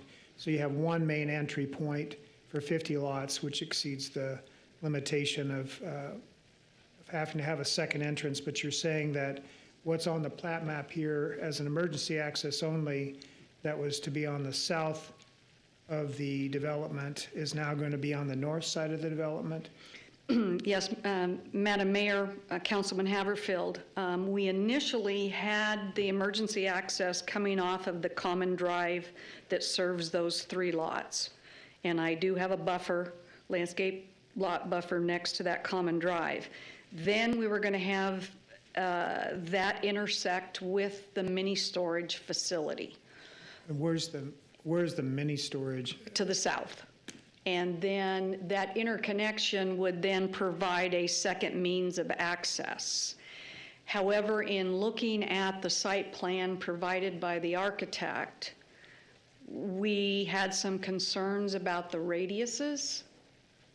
And so we sent an exhibit over to your planning and your public works staff this morning to demonstrate that we could have a separate, independent, 20-foot wide emergency vehicle access out of the northwest corner without encumbering or being near the multi-use pathway. Okay, that was my concern, is if I'm not aware of a mini storage project, so if it's to the south of this, having a crossover into a commercial development from a residential was my concern. So you've basically taken that away, but now my concern is the proximity of a second entrance on the northern part of this property in its proximity to Lone Star. So staff will speak to the distances being, okay, I guess. So that's a question I'll ask them then. Mr. Mayor, Councilman Haverfield, it would be for emergency vehicles only. Okay, so it's not a full access? It'd be No, gated? sir. No, sir. It'd be gated? It would have to be gated with a Knox box, correct, and signed emergency vehicle access only. Okay. All right, thank you. Thank you.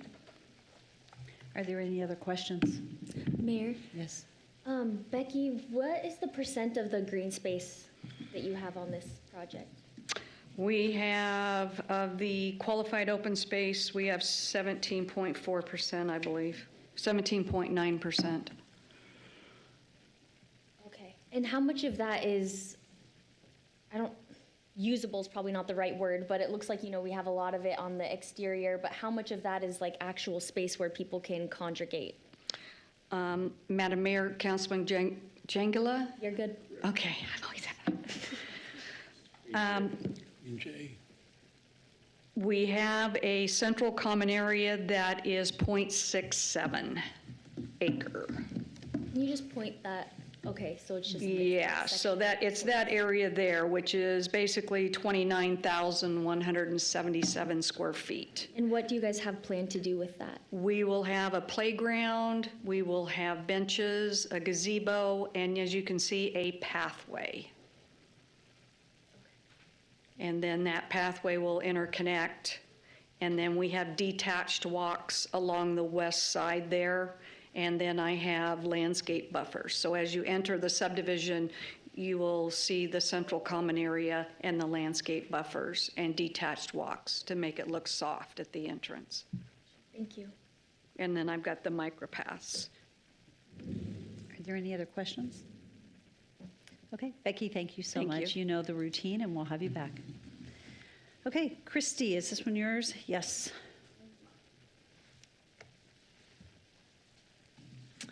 Thank you, Mayor and Council. Christy Watkins, City of Nampa Planning and Zoning Department. The request before you this evening is for annexation and zoning to RS4 and RS6. The RS4 is in the red on this map with 13.84 acres, and the RS6 is in purple with 2.64 acres. So the property to the north is still in Canyon County, but it is enclaved, which means that it's completely surrounded by city limits.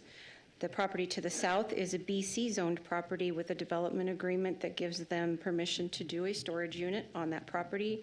That was not terminated through the last requests that were denied, and so that development agreement still stands. This piece they're doing now separate from that piece, and they're going to leave that as BC.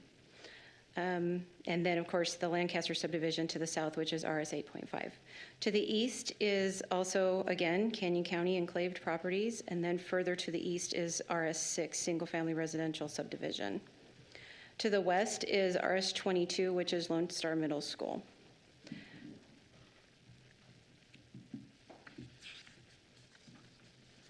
So a traffic impact study was prepared by Kimley Horn previously. The study indicates that there were no deficiencies or projects triggered by these impacts, and the proposed revised application is estimated to generate approximately 40 to 50% less traffic than the original proposed development. So the conclusions and recommendations of the study are still valid. And the capital improvement projects are identified in the transportation master plan for Middleton Road to be widened to 5 lanes sometime between 2023 to 2029. And widen Middleton Road and Lone Star, put in a traffic signal, which was completed at Middleton and Lone Star in 2022. This project will also be subject to standard traffic impact fees as mitigation for its contribution to regional traffic, depending on the agreement they come up with for frontage improvements. So we did receive some correspondence. The recent public input that we received was very supportive in the fact that the changes that you identified last time were made. There was one received this afternoon that does up there say express her gratitude for reconsideration of the changes, but is still thinks that we're cramming too much into small spaces. The Nampa Meridian Irrigation District had their standard encroachment agreement requirement. Nampa Parks Department requires the 20-foot wide pathway easement and for those pathways to be constructed, which they're planning to do. GIS had some comments on the street names. Nampa Police Department states that they recommend a commitment to fund 0.24 additional officers and 0.08 additional support staff. The fire department says that this project is 1.2 miles from fire station number 6 with a response time of 5 minutes and will increase a personnel demand of 0.18 firefighters. And then engineering, of course, provided their standard plat comments and access and traffic comments, and those are part of the conditions of approval. So the comprehensive plan does have information in it about compatibility, defining density, smart growth principles, building design, housing affordability, and the need to provide single-family housing with the strategies on how to achieve that. It also defines residential areas and infill and our intentions for those. All of the guiding principles outlined in the comprehensive plan are found by staff to be met by this project. The zoning for this project was reviewed against Title 10, Chapter 8 for bulk standards and Chapter 3 for allowed uses. The proposed RS4 and RS6 zones are compatible with the comprehensive plan future land use map. The houses will be built to match the area in standard building construction, pitched roofs, garages, yard areas with trees, landscaping, etc. City services and utilities are available to this property. Upon annexation, they will be required to dedicate right-of-way along North Middleton Road. Their gross density is 3.64, which does fall within the 2.5 to 8 dwelling units indicated in the medium density residential designation. In the RS4 and RS6 zones, they are not allowed to have smaller lots than 4,000 square feet in RS4 and 6,000 in RS6. The smallest lot proposed is 4,400 in the RS4 and 6,005 in the RS6. They are also not allowed to have larger than 8,000 square feet in RS4 and 12,000 square feet in RS6. The largest lot is proposed at 7,848 square feet, and the largest lot in RS6 is proposed at 10,385 square feet. The lot widths and depths for each lot do meet the RS zoning code. There is a 25-foot landscape buffer required. They are doing 35 feet. The landscape plan has been reviewed and approved by the city forester. They are required to have 15% qualified open space, which is above and beyond just general drainage, landscape, that kind of stuff. This would be qualified, which means that it has to be usable for connectivity, pathways, playground equipment, gathering spaces, those kinds of things. And they are at 17.9% with their qualified open space. There are 3 criteria for evaluating annexation. One is that the landowners have consented, the second one is that it be contiguous to the city limits, and the third one is that it can reasonably be assumed to be available for orderly development of the city, which through our evaluation shows that it is. For zoning, there's also 3 criteria. Does it propose a compatible zone? Does it propose a compatible use? And is it in the interest of the public? Based on the recommendation of approval from Planning and Zoning Commission in July and the analysis that was completed, staff feels that they can reasonably recommend to the City Council that it be approved. These are the recommended conditions of approval, and these are your motions. I will stand for any questions. Thank you, Christy. Are there any questions? Mayor? Yes. Christy, just one question. South Lancaster Drive, if you go back to the exhibit that has the zoning, various zoning around this piece, it appears that there's a section of South Lancaster that's still enclaved, or where these new lots would have to go south to be able to get on to Roosevelt. Is that an issue at all with that, adding additional traffic to that little section there, or not? I mean, can we do Councilman that? Haverfield, I would have to defer to engineering for that. I'm not the traffic expert. So there's no direct connection from those new 9 lots or even the lots directly south of them without having to go across county property to get to the main Roosevelt Avenue.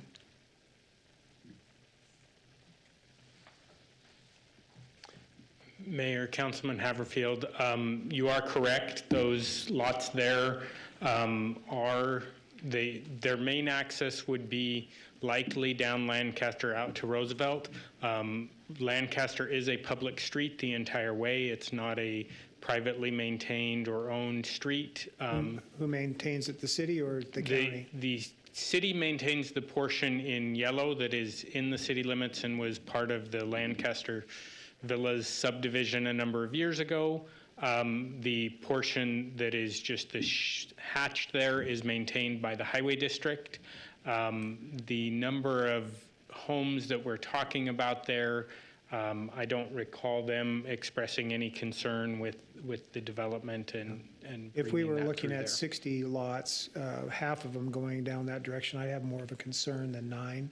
I just asked the question is all, where it appears that we're feeding across county property. You are correct. We are, in this case, it's not something new.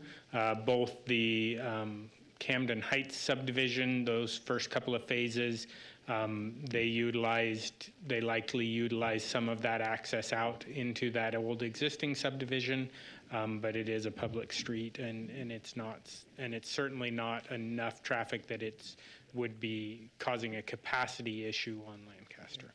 Mayor, a follow-up then. It's been stated that the emergency access on the north side of this development now will be gated. Is it, proximity to Lone Star was my concern, but you don't have any issues as far as with that emergency access being so close to Lone Star? So from a emergency access only standpoint, we do not have specific distances that we require because those are utilized only in emergency situations. Where it is located does not cause concern for engineering. So who monitors whether the gate is being left closed? Typically, it's not actually a gate that's put up. Typically, it's a bollard with a chain that's typically what fire department likes because they can come in, just cut the chain and go.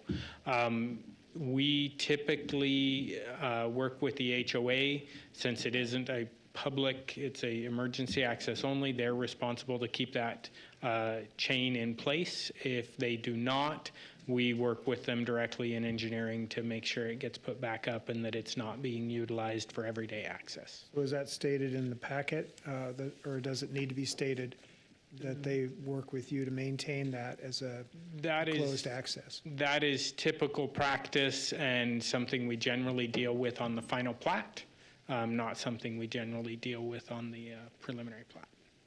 Thank you. So I have another question. It has to do with a comment that because of the traffic impact study, it sounds as though they would not be required to go ahead and provide that additional lane for access on a very busy road.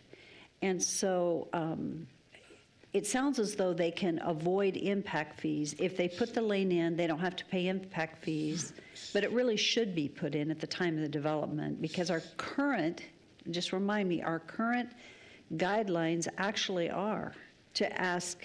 Not in this situation, Mayor. The current guidelines are that a development is required to put in full widening on collectors and local streets. Middleton Road is an arterial roadway, and so that in that situation, they put in sidewalks, and the widening would happen with impact fee projects in the future. In this case, Middleton Road is identified in the current capital improvement plan. It is one of the farther out year projects.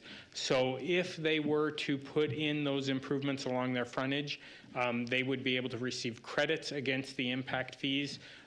So depending on what the cost to put that in, that would then be directly offset by impact fees that they would have paid, whether that completely wipes out the impact fees they would pay or just a portion of them.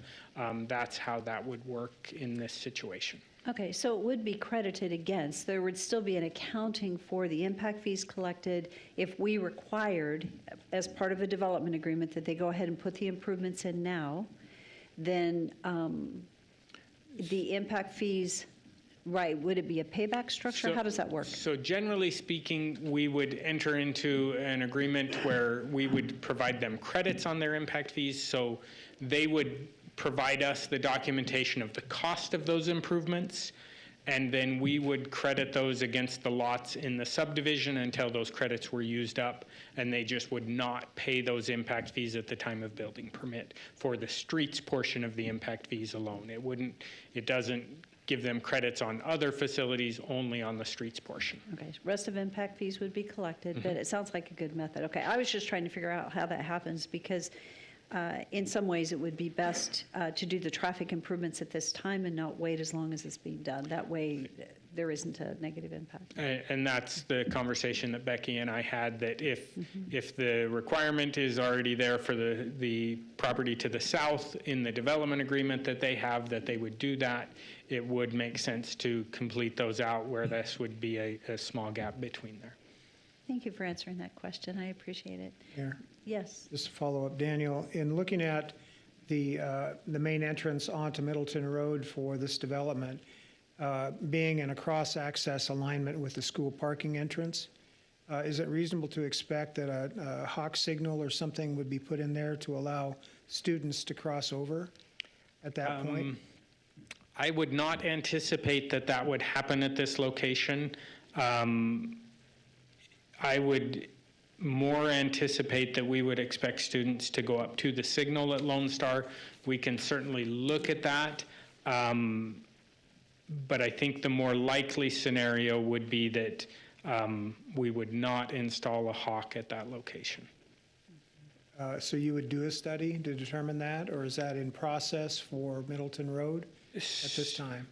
So that is not in process right now. We can certainly do an evaluation. We are working on a citywide policy for RFBs and hawk signals and when they are appropriate, and that actually will likely come before you next council meeting. That we have been working on that. I can certainly look at this situation and see whether it would trigger it, though I anticipate it probably would not. Okay. Part of my thoughts are that it would be necessary. At least it should be considered, and that was my question. Is it reasonable to expect that there would be one put here? So I would like to have your analysis to make sure that we are okay with allowing this to take place, because it will be a natural crossover point, I would think, for students, not only for these 30 or 51 lots, but possibly even further to the east. And I would anticipate that the properties there further to the east would not come out at that entrance. They would follow the pathway. So the Wilson Drain pathway, that they will not have necessarily a good connection out at that point, but they would follow the Wilson Drain pathway up to there, and at that point they are much closer to the signal to go up and cross at that point. I would like to see you to look at that a little bit further before I would be fully happy with this decision tonight. And we can certainly, if you want to put that as a condition of approval, that we evaluate that and determine whether that is something that is warranted from this development prior to final plating, we can certainly do that. Thank you. Thank you, Daniel. Are there any other questions? Mayor, I've got one for Christy. Christy, can you tell us why there's two number 12s on this map? I'm looking at the map that has the lot numbers on them. Yep, that one. Mayor and Councilwoman Jangila, preliminary plats are just that. They're preliminary. We don't always evaluate them for the lot numbering right out of the box, just because we'll go to final plat and that's when all of that will be kind of massaged out. So it may just be that there was a typo on here. So it's showing 61 then instead of 60, which is what's proposed. No, we hand counted the lots. Oh, you did? Okay. Yeah. I did not, so thank you. Nope, that answers my question. Thank you. Are there any other questions? Okay, Christy, thank you. Thank you. So this is a public hearing, and we have a couple of people signed up. Sure. Yes, Madam Mayor. Our first speaker is Cheryl Higley.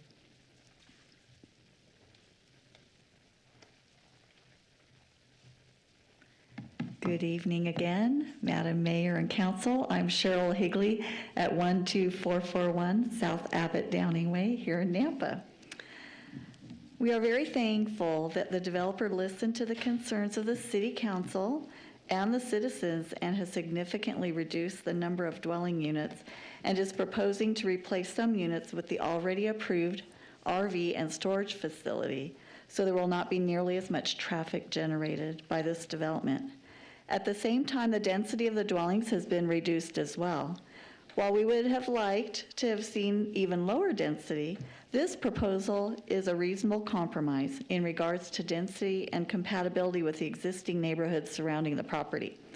The lots are quite small. Most are 4,400 square feet to 6,000 square feet, but they will be detached single-family homes, which is what the neighbors desired. The neighbors also had expressed concerns that the dwellings would be rentals. However, I have had direct communication with Becky McKay, and she has assured me that the developer plans to sell the homes built in the proposed Clear Creek subdivision to individuals and create an owner-occupied development, not to keep and maintain them as rentals. Therefore, I would ask that she confirm this for the public record tonight. Due to these positive modifications, the neighbors that I've communicated with and myself are in favor of this development and the City Council approving it. Thank you so much. Thank you. Thank you, Cheryl. Madam Mayor, our next speaker is Belinda McBurney. Good evening, Belinda. Good evening, Mayor, City Council. I'm really in favor of this now. And go ahead and give us your address. I know. 11914 Iowa Avenue. And I am very happy with the changes. And I appreciate that all of you initially saw that the safety of the children was first and foremost before everything. And I appreciate that the developer as well put the safety of the children, now and in the future, before any monetary gains. Thank you very much. Thank you, Belinda. Madam Mayor, we do not have anyone else signed up. Is there anyone else here that had intended to testify on this item this evening? Okay, seeing none. Becky, this is your opportunity. Thank you, Madam Mayor, members of the council, Becky McKay. I appreciate the neighbors coming out this evening. It's not very often that they come and support our projects, and so for them to take time out of their busy schedules, that means a lot to me, and it makes me feel good, and I know that what we have here has hit the mark. I just want to address a couple of questions. Councilman Haverfield had some questions about Lancaster and its capacity. Looking at the number of lots that are already pre-existing on Lancaster, there's around 30 lots that could utilize that. We'd be adding about 86 vehicle trips per day. So to put the vehicle trips per day between the two, that'd be 373 vehicle trips per day, which is well below the typical 1,000 vehicle trips per day on a local residential street. So we would not be exceeding that capacity with the 9 lots. Secondly, just to remind Councilman Haverfield that at our first hearing, our last hearing last year before the council, the principal from Lone Star Middle School did get up and speak, and his statement was he did not want to hawk at our entrance location, that they wanted to encourage the kids to go to the Lone Star intersection and cross up there. And so our pathways and our detached walks and our multi-use pathways are all funneling those kids up there to that intersection for a safe crossing. Well, thank you for that reminder. I didn't recall him speaking that evening, but obviously there was a lot of others speaking in opposition to the project, so. Yes, sir. All right, thank you. And as far as rental versus owner occupied, I did ask Mr. Barton about the project, and he said, it is our intention to sell these homes. Obviously, somebody may relocate, get transferred or something, and they keep the home as a rental, so, that can't, you know how that goes. We can't make a guarantee on that. But we do believe we have a good project for you, and it will help complete this corridor. And I'm happy that Daniel is allowing us to make those widening improvements in the curb and gutter, so that'll finish that corridor out and make the street and the pedestrian accesses safer. Thank you. And I ask for your support. Excuse me, I'll get my mic on. So will there be an HOA here? Yes. There will be. Ken, in the HOA, we've had this discussion before, because we had it on another one. Todd, I'm just curious, we're not allowed to ask that they limit the number of rentals that are available? We're not allowed to do that. Thank you. Okay, I saw that, yeah. Just say, Madam Mayor, for the record, just put my head shake on the record. Thank you. Know that we shouldn't include that as a requirement. That raises some legal issues. Okay. I'll be candid, that's disappointing, because the only way to protect the investment is to limit the number of rentals, it would be preferred that it's homeowner occupied, but obviously we can't stipulate that.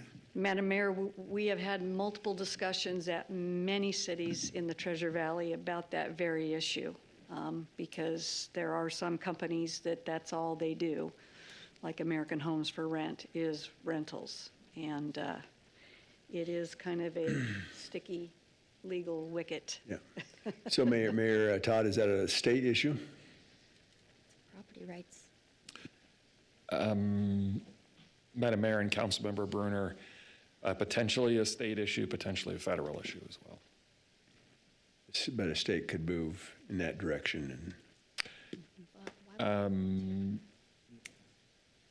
I don't know that the state could pass a law. It would depend, Councilmember Bruner, on the federal application and whether they've occupied the field in that regulation, and they couldn't contravene that under the supremacy clause if that was the case. But that would take a little more research and checking. But again, my counsel is not to go there. Thanks. Just a little lobbying ahead of time for you. Are there other questions for Becky before we close? Mayor, I do really quick. Becky, I'm looking at that same map again where it's showing the lot numbers. So the thing that I'm struggling with the most on this, and I think you've done a great job coming back and bringing something that's more compatible here. I think we're getting close. Numbers 11, 10, 9, and 8 right there. I'm just struggling with having this many homes crammed together and not having what I would feel is suitable for green space for people to hang out. I like creating communities where there's actual amenities, where people can get together. Pickleball courts is always thrown around. But things like that, I don't know, some fire pits, some other things. I know you mentioned the gazebo, the benches, the playground. But I'm wondering if, and I'm looking at that little number 12 there, where you have the two number 12s, if over by 7, and I don't know if it's even possible, but to move, let's say 8 over here by number 7, and then if we got rid of 11, 10, and 9, I know it's not ideal, but then it opens up this space to where we could have a really great place where people can get together and utilize their community within rather than going outside. So it's just my thoughts. I don't know how it shakes out. I know it's asking a lot, but to me, I feel like that would be a benefit. Madam Mayor, Councilman Jangala, the reason that there are two 12s there is because that's one continuous lot. Oh, gotcha. So it's 12 on the west side and 12 on the east side. As far as this project is pretty small, and we're building a lot of 14-foot multi-use pathway, and that's going to wrap all the way around the project, and then I have micropaths that link into it on the north, on the east, and then we have our central common area where we're going to have our active gathering area. We are I encourage like benches along pathways and stuff. Even in those smaller areas, we can create like little gathering areas with, like small amenities. So if you'd like us to create some type of a small amenity where people could utilize that green space, I think is what you're getting at, instead of just having pathways. But like I said, we can have like little conversation pit areas that are next to the pathways where people can sit, rest themselves, rest their dog if they're walking their dog. Or Can you show us on the map kind of where those would be located? yeah, so I can't point, can I, Christy? But maybe Christy, you can tell her if she's pointing correctly. So there's the multi-use pathway. So you can see we're building it along the south side of the Wilson Drain from the property boundary and all the way to the west side. So that's all 14-foot multi-use pathway. Then we're building another 14-foot multi-use pathway all down the west side of the ore drain. And then we're connecting it with the micropaths right there, and then that links into the sidewalk and our pathway system and our central open space and our sidewalk system. Then we have pathways up there at the north that will link out to Middleton Road. So I think the area I'm talking about is kind of where that cul-de-sac is and where it kind of meets the pathway. Create some kind of a conversation area where people can take a rest, like I said, sit and let their dogs meet each other, things like that. On these smaller projects, we can do playgrounds, we can do gazebos, we can do pathways, but when you start getting into the big amenities, it's just not practical from a financial standpoint. And it does put a significant burden on the HOA dues for the homeowners. So, we're obviously sensitive to that and that financial burden that we place on the future homeowners. But I can go back to the landscape architect and have them, work on that. So when we bring in that final plat and you guys can see that. Yep, that I'll makes take that sense. back. Yeah, I appreciate that. Yeah, and even if they're just simple amenities like fire pits or things like that, I think that would just create some sort of an atmosphere that would be, more inviting. So Yeah, thank you. with those little Adirondack chairs and stuff. We've had the landscape architect create some really neat, conversation areas. Perfect, thank you. Thank you. Are there any other questions from council? Yes. Madam Mayor, I have a question. Becky, on page 296 in our packet, it shows that lot number 12 as being a buildable lot on the plan. And then on that picture that's on the screen right now, it shows that as our emergency access. Just wanted to clarify that. On page, which page?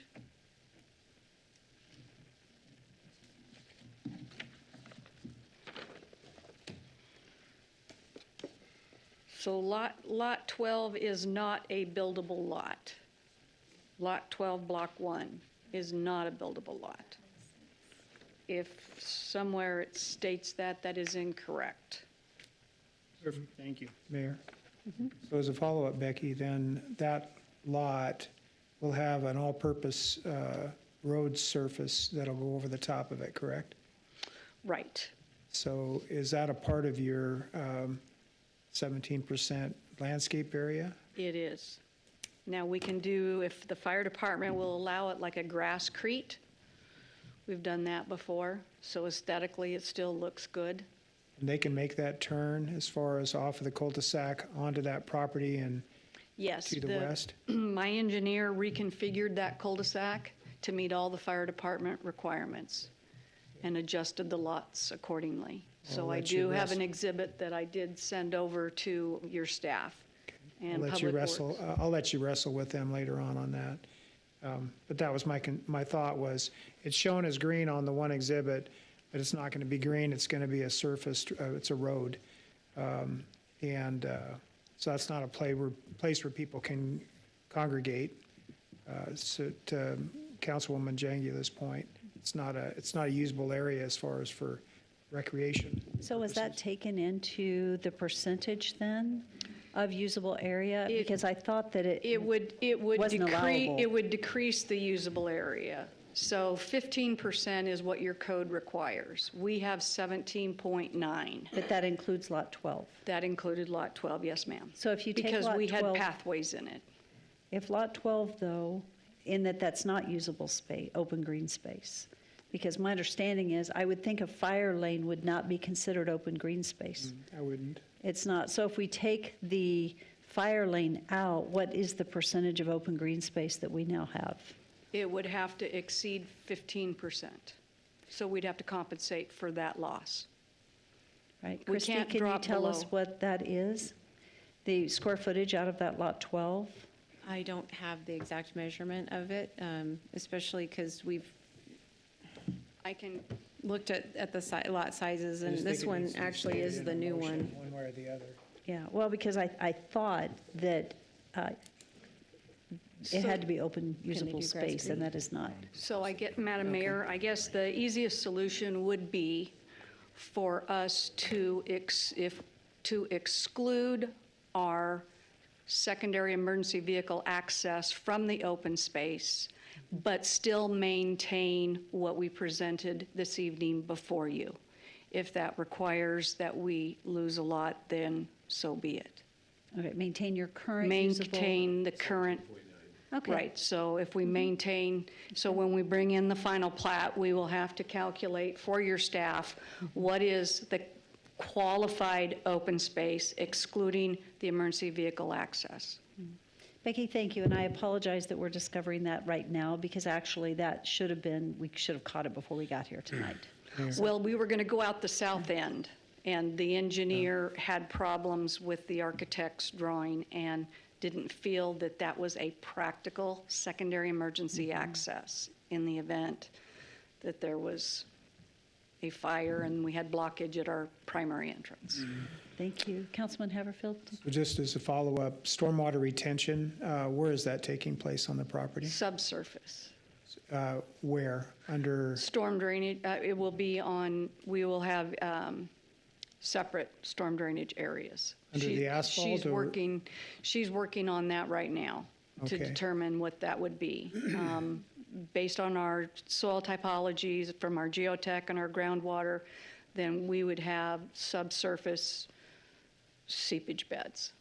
So you'd still have grass and, On the surface? yes, sir. Right. I'm wondering, again, you can get into it and get into the nuts and bolts of it, but with the proximity of those drains, I would think that the groundwater levels would be higher in that area, so your drainage areas would probably have to be shallower and wider to be able to accommodate a 100-year storm or whatever it is that you're designing to. Madam Mayor, Councilman Haverfield, I believe the groundwater was at 10 feet. So we would have adequate depth and separation from high seasonal groundwater. Those drains they take the groundwater away. All right, thanks. Thank you. Are there any other questions? No, Mayor, this has just been real serious for too long, so I got to add something. So, Ron, is it allowable in emergency pavement, since Councilwoman Jangula likes pickleball, to put pickleball lines on emergency pavement? So we could run over people in the process of getting to an emergency. Mayor, Councilman Bruner. I'm being facetious, Yeah, it's but I just, facetious, just making yeah. use of open space. I will say I have in the past, in another city, allowed a basketball court with Have you? painted lines with, Well, I'm not as long saying as the so hoop was outside of the actual vehicle access. Okay, And all so right. pickleball might be tougher with the net. I'm trying to get Councilman Haverfield back on the pickleball course. Well, Becky, that's a good idea you just heard, so. Well, there'll be a Rondak chair so you can eat pickles. Okay, so to get us back on track, are there any other questions for Becky? And/or at all before we close public hearing? As you all know, when we close it, we don't ask for further questions. Any other questions? Okay, I would stand for a motion to close public hearing. So moved. All in favor? Aye. Any opposed? Okay, council, what is your discussion? Or would you like to have discussion? Or make a motion if there's no discussion? Mayor Kling, I still have a concern. If the principal of the school doesn't want to see a hawk signal or a rapid flashing beacon at that location, that's all well and good, but I would want to make sure that, do we maintain this road section? It's not ITD, correct? That is a city road. Okay. So I would like to have some assurances from our staff that they've done the study on it, that it is appropriate not to have that traffic should be directed to,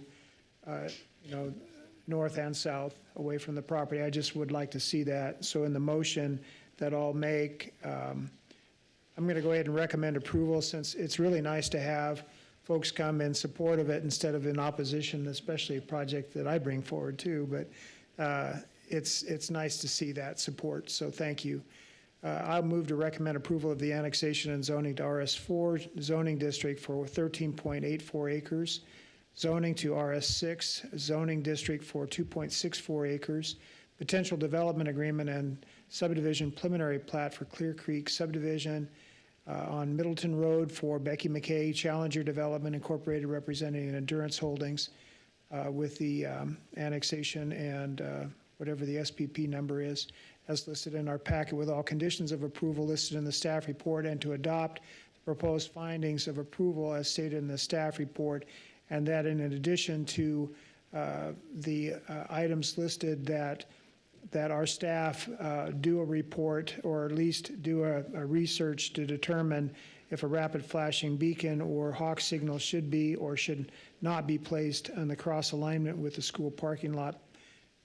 And I thought there was something else that and that the Lot 12 road section, that as that's not to be used as the open area, that if necessary, an additional lot would be taken away from the development to accommodate the 15% landscape area. Mayor, aren't we going to maintain the 17.9? Okay. I have a motion. So I think he clarified that to maintain the 17.9% I heard open 15%, space. so that's why 17.9%. I'm sorry, 17.9% then. Yes. Okay, thank you. So that's a motion on the table. Is there a second? It's a second. And let me just say a minute, Becky and Martins, and just thank you. Thank you for, in my time here, I've not seen this accommodation too much, so appreciate you listening to the citizens. Thanks. Any further discussion? Hearing none, roll call. Rodriguez. Yes. Angula. Yes. Reynolds. Yes. Brunner. Yes. Sorry. Summerfield. Yes. All in favor? Motion yeah. carries. So Becky, I know that Councilman Brunner is saying thank you, and I do thank you. I will say, though, and I understand I'm not allowed to say this before this decision, I'm disappointed to see storage units going in when we have storage units a mile ahead, and you know how I feel. Because it doesn't provide the impact fees, it doesn't provide the tax revenue. Yes, it does provide more congestion, but where there's a need for single-family homes, I so wish we were doing single-family homes there. But I understand that you have a development agreement, and so I know you guys know how I feel on that, but I hate to see storage units a mile and a half from storage units right on the same road. So anyway, but I'm glad that it moved forward. So. Okay, and Todd's just smiling because it's like, yeah, I couldn't say anything before this decision because I didn't want to influence this decision, which I think it was, a good decision from the council, so thank you. Okay, 8.4 on the agenda. This is an action item. This is a zoning map amendment from Downtown Village to Downtown Historic Zoning District for 8 parcels. As addressed as 1015 3rd Street South, 315 11th Street, 309 11th Street, 313 11th Street, and these are all Souths, and 323 11th Street South, 03rd Street South, and 011th Street, 11th Avenue South, totaling .96 acres in the right-of-way fronting these properties along 3rd Street, 11th Street South, and 4th Street, specifically described in the legal description. So this is for Muscle Construction representing Old Town Nampa. And I see Mike here as our applicant. Good evening. I think you've been here before, but thank you, Mike, for sharing your name and your address. And good evening, Mayor and Council. My address is 315 11th Avenue South, Nampa. We're here tonight asking for a Madam Mayor, zone change. Could you state your name? Oh, Mike Muscle. Sorry. good evening, Mike, even though we got it. Thank you. Thank you. We're here tonight to ask for a zone change. Originally, we repaired 8 4x4 spots, and they asked us to put in street lights. And so at the time, they asked that we could go in and have it rezoned previously. But now that we're getting close, and we're in agreement with putting the street lights in on the last development there. Anyway, the half block is finally coming to an end, and we've got Jersey Mike's, Idaho Meat and Seafood, and all the other businesses there. A lot of them national companies or out of Nampa area. They've come from Ada County, but I'm just hoping we can change this back to DH, which is Downtown Historic. If you have questions, I'll answer them if I can. Thank you. Are there any questions for Mike at this time? Okay, and Mike, you know our routine, so it goes to staff and then it'll be back to public hearing and back to you. Okay, so Parker.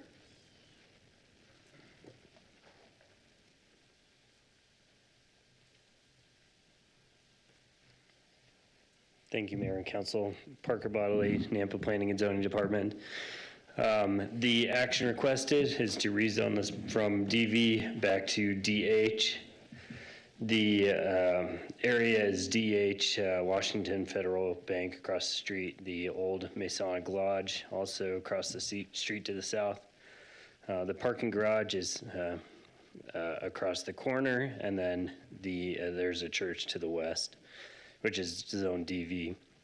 So you may remember this from September of 2021. This was rezoned from DH to DV to eliminate that streetscape requirement, as the applicant had mentioned.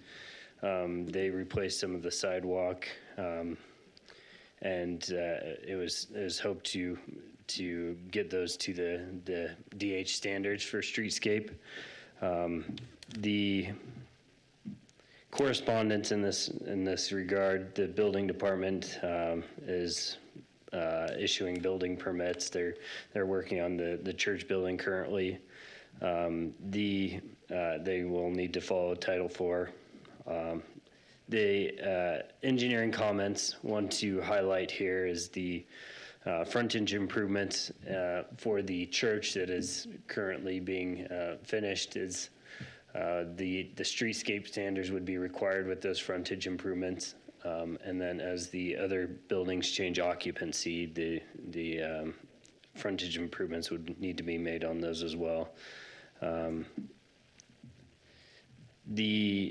As far as the parking minimum requirement, when this property first came in for a rezone, it was accompanied with a variance application at first. For the parking minimums, that variance was withdrawn due to the belief that the parking structure would be utilized. They would be taking long-term leases for the required number of parking spaces for the tenants.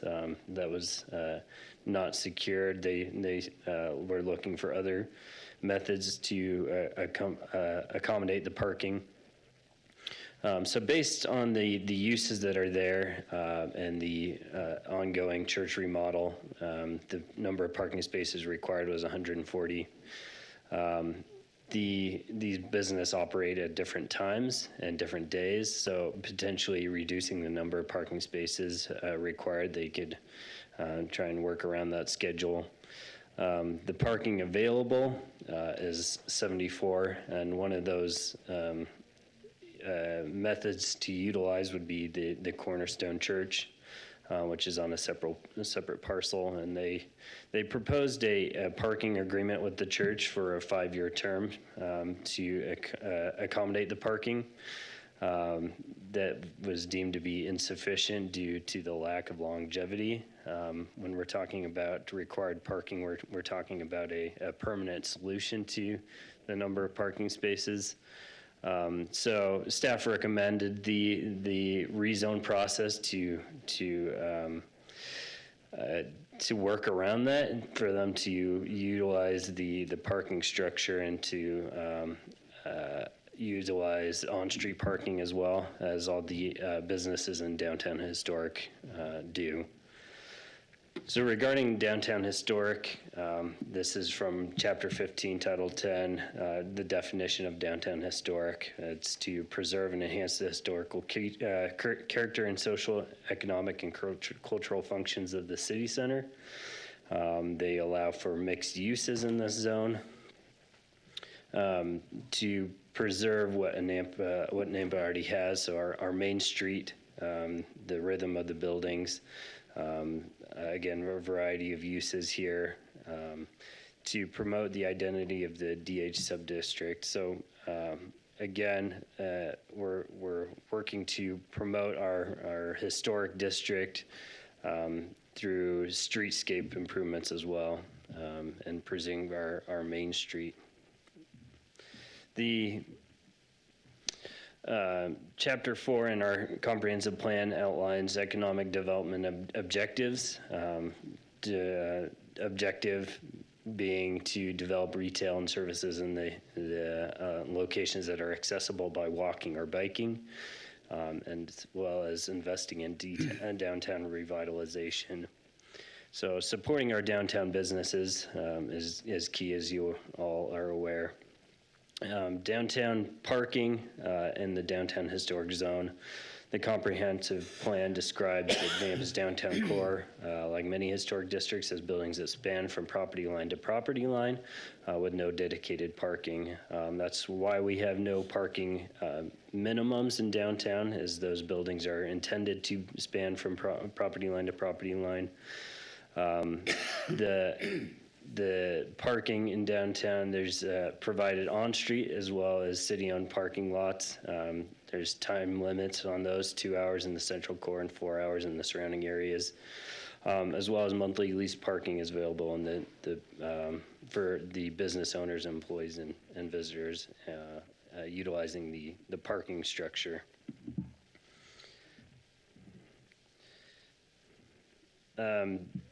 The buildings are all utilizing the city utilities, and there's capacity available for that. There's multiple commercially zoned parcels within walking distance of this development, as well as the parking garage across the street. And then streetscapes will be made for all properties abutting public right-of-way upon the change of occupancy type. So as the applicant mentioned, the church is being finished now, and those streetscapes will be made as part of that development, but as well as the other properties in the development, as those change occupancy type, meaning where it's a restaurant, if it changes to an assembly building or something like that, those on-site improvements are to be made, which would include the frontage improvements. So it could be years down the road when those are fully realized, but that's what we require per code. I won't go into all this, as we're familiar what the intent of downtown Nampa is, and the streetscape is part of that design to enhance the historic nature of downtown. So the staff findings, these are in the staff report, but as far as the zoning, we're going back to DH. Staff finds that the DH zone meets the comprehensive plan designation of downtown in this area. The proposed uses are compatible with the existing adjacent uses, and would be in the interest of the public. And conditions of approval are in the staff report. Number 3 is specifically calling for improvements for the church building at 323 11th Avenue South, that those improvements be made, as well as some of the other agreements that were made with the city staff and the developer. A potential motion is there for you, and I'll stand for any questions. Mayor Kling. Yes. Parker, there's in the back of my mind, I haven't really figured it all out yet, but the Nampa Development Corporation is involved with the sale of the half block. There was specific requirements as far as on the use of those buildings, specifically not allowing any nonprofit, which a church would be. So the church being remodeled is meant to be used for commercial purposes. So it's a different subject altogether. I don't need to get into tonight, but back to your slide on the parking requirements. Can you go back to that? Were you saying that to allow the switch back to the prior, going from DV back to downtown historic, so the parking requirement off-street would be 74, is that correct? Mayor and councilman, so this is the number of parking spaces that they have available with an agreement with the adjacent property. Okay. If they switching to DH, there is would be no longer a parking minimum requirement, so there wouldn't be a reason to track it per se. So there wouldn't be any reason for the use of the parking structure for leased spaces. That's what I was getting at was, are we getting to a point where we're mandating that they have to lease spaces in the parking structure and we're not? Mayor and councilman, so in DH, they would not have to lease parking spaces, no. Thank you. Thank you. Are there any other questions before we step into public hearing? Thank you, Parker. Okay. Madam Mayor, there is no one signed up. Thank you. So we don't have anyone signed up this evening. Is there anyone here that had intended to testify on this particular public hearing? Okay, seeing no one. Mike, do you have any closing comments after Parker's comments? Would you like me to state my name? No. Okay. I just wanted to visit about what's going into the church there. That's going to be a venue center. So they're going to have, the first 2 floors will be venue, and then they'll have med spa on the 3rd level. So it won't be nonprofit. And as far as the parking requirements, I feel like we met them even if we were in our existing zone. There's nothing really specific about what's long-term. I think long-term is 5 years. They even agreed to go 10 years, the church did, but that wasn't acceptable. So I just wanted to mention that. We were required to have 70 spots. We had 74 based on the calculations that they gave us to figure all those with the different businesses. But with this new zone, it won't matter anyway. And then a portion of our tenants there or owners are planning on leasing spaces, and even our secretary and different ones, we supply parking for them in the parking structure. So Thank you. So just, hey, Mike, just a quick question. Your very original proposal was this zone, and we're back to what that original zone was with the original proposal, but actually you had talked about event space between the buildings and possibly some type of restaurant, lunch, or, food and beverage offering out of the church. And so right now, I understand that's not on the plate. Is that correct? that's correct. Okay. Is there any likelihood we'd go back there? I've guess it sold the depends. building, so it would be up to the new owner. Okay, so somebody else owns that building? Well, they will when we complete the project. When you complete. And we've met all the requirements also. Right. For the amount of money that needs to go in was 2.7, and we've exceeded that for the half block. So we're in closing right now. Our accountant's taking care of all of that, so everything has been met. Yeah, no, and I don't question that. The reason I ask that is just because I know a lot of people would love the outdoor dining downtown. Having a big space, kind of like that very original proposal, would be very welcomed, but. Believe me, I spent $110,000 on that, and I could not get it approved to go through. It was just too many hurdles. Thank you. Thank you. Were there any other questions? Okay. With that, if there are no questions for Mr. Mussel, then I would stand for a motion to close public hearing. So moved. Second. All in favor? Aye. Aye. Any opposed? Okay. Opportunity for council discussion? Or a motion?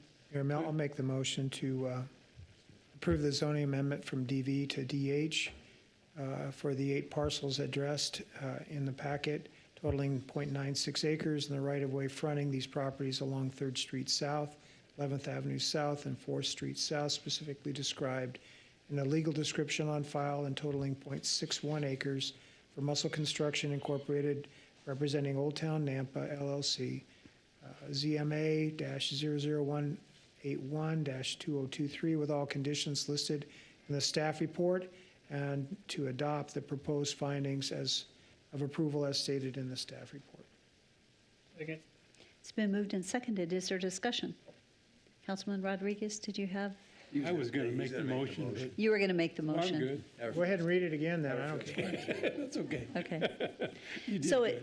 it's been moved and seconded. Is there any discussion? Seeing none, roll call. Rodriguez. Yes. Brunner. Yes. Angula. Yes. Reynolds. Yes. Haverfield. Yes. All in favor, motion carries. There you go. Thank you, Mike. Thanks, Mike. I'd like to move into 8.5, and then after that, we're going to take a break before we finish up today. So 8.5 is an action item. This is termination of an existing development agreement attached to ordinance number 3626 on a portion of property located at 0 Roosevelt Avenue. This is zoned for RS 8.5, single-family residential, and this is to accommodate a new lot for a seminary building, and this is being brought forward by the City of Nampa. Thank you, Mayor. Rodney Ashby, for the record, Planning and Zoning Director. And I appreciate the clarification about the wording being brought forward by the City of Nampa. It is not for the City of Nampa. The seminary building is not for the City of Nampa. So I'll give a little bit of history about this project as we move along. It's a little bit different than we've done, and this isn't a typical situation, but after consultation with the city legal counsel and with the agreement of the property owner's representative, the Planning and Zoning Department recommends approval of the application for terminating the existing development agreement attached to Ordinance 3626 on a portion of the property located at 0 Roosevelt Avenue.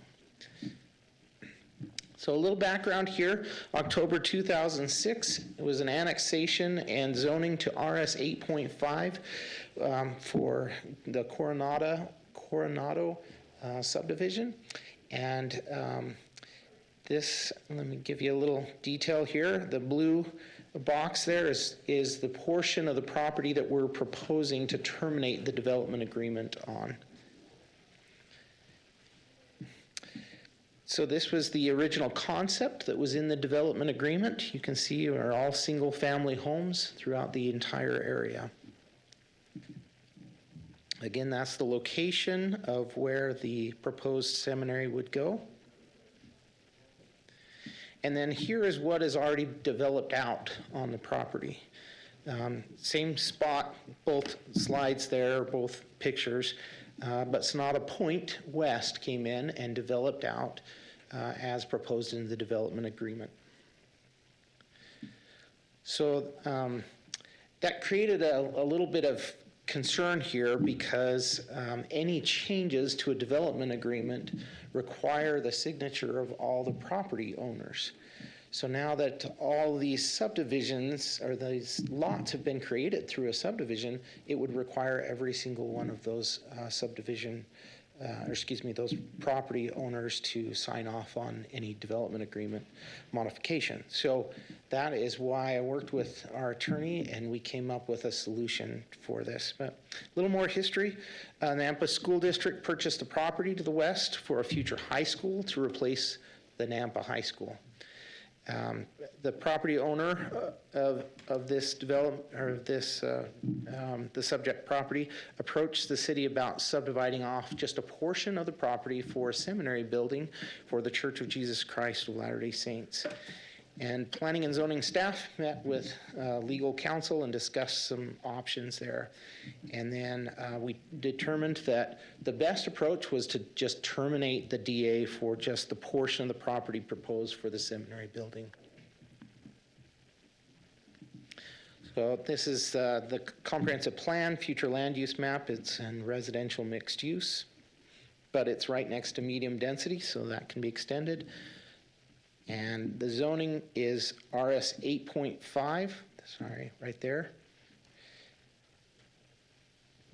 And to the north is undeveloped land with the Coronado subdivision. To the south is Lake Lowell Avenue and then Rockville subdivision. That's RS 7 zoning. Maybe I should go back one slide so you can see that. RS 7 zoning. And a large lot, single-family residential county property. And then to the east is the rest of that Coronado subdivision, again, RS 8.5. And then immediately to the west is that undeveloped county property that's proposed for the school, the Nampa High School. Services are available. And there's an aerial view. So let me just highlight a couple of things in regulations that we have for development agreements. As you know, they're an agreement, they're a contract between the city and the property owner. So under 10.2.5, we have a property owner or developer may agree to make written conditional commitments concerning the use or development of subject parcel in exchange for the change of zoning requested. So they had those conditions. The concept plan was included in that development agreement, and then similar language below there. Some additional information. This is all in your staff report, so I'm not going to spend time on this. But under that modification of the existing development agreement, there's this language here. Failure to abide by development agreement terms as iterated above shall serve as impetus to consider termination of an agreement and reversion of zoning. So this gives us the authority to say if we're not developing it, or if there's no intention of developing it as stated in the development agreement, and both parties can agree on this, we can terminate the development agreement for that specific area. And that's how we've interpreted it. This is a short plat that has been submitted to our office. We have not processed this yet. We're waiting on the decision today to process this. Because it would be inconsistent with the development agreement, the concept plan. So this is the lot that's being proposed. We have the legal description there, and that's the one that we would terminate the agreement. We did have some late correspondence. So this, I'm not sure if you received this on your desk, I think. Okay. And so this was just supportive, just saying this is a good location.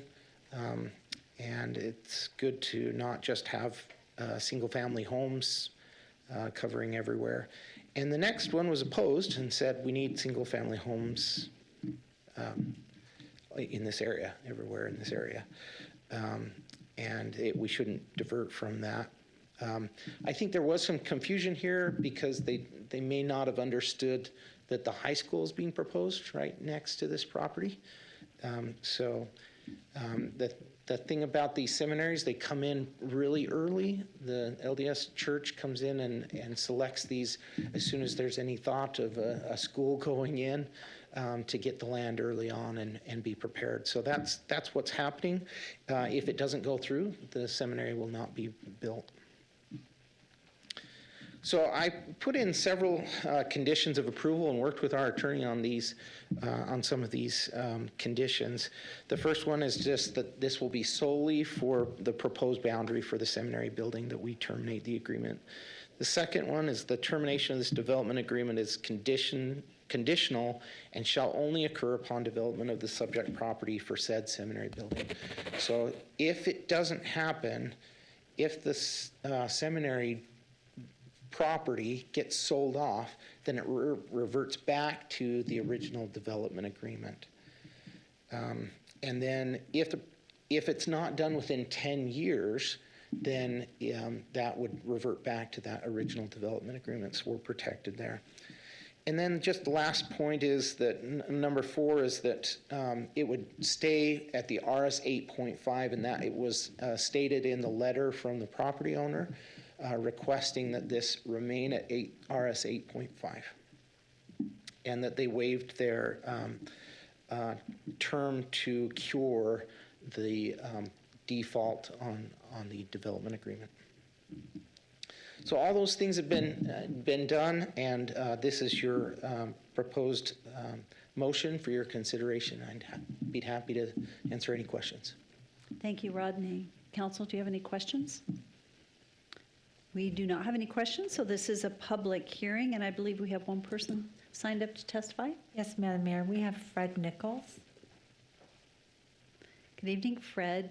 Were you signed up to testify? Come. Okay, come on forward, and you can restate your name and give us your address.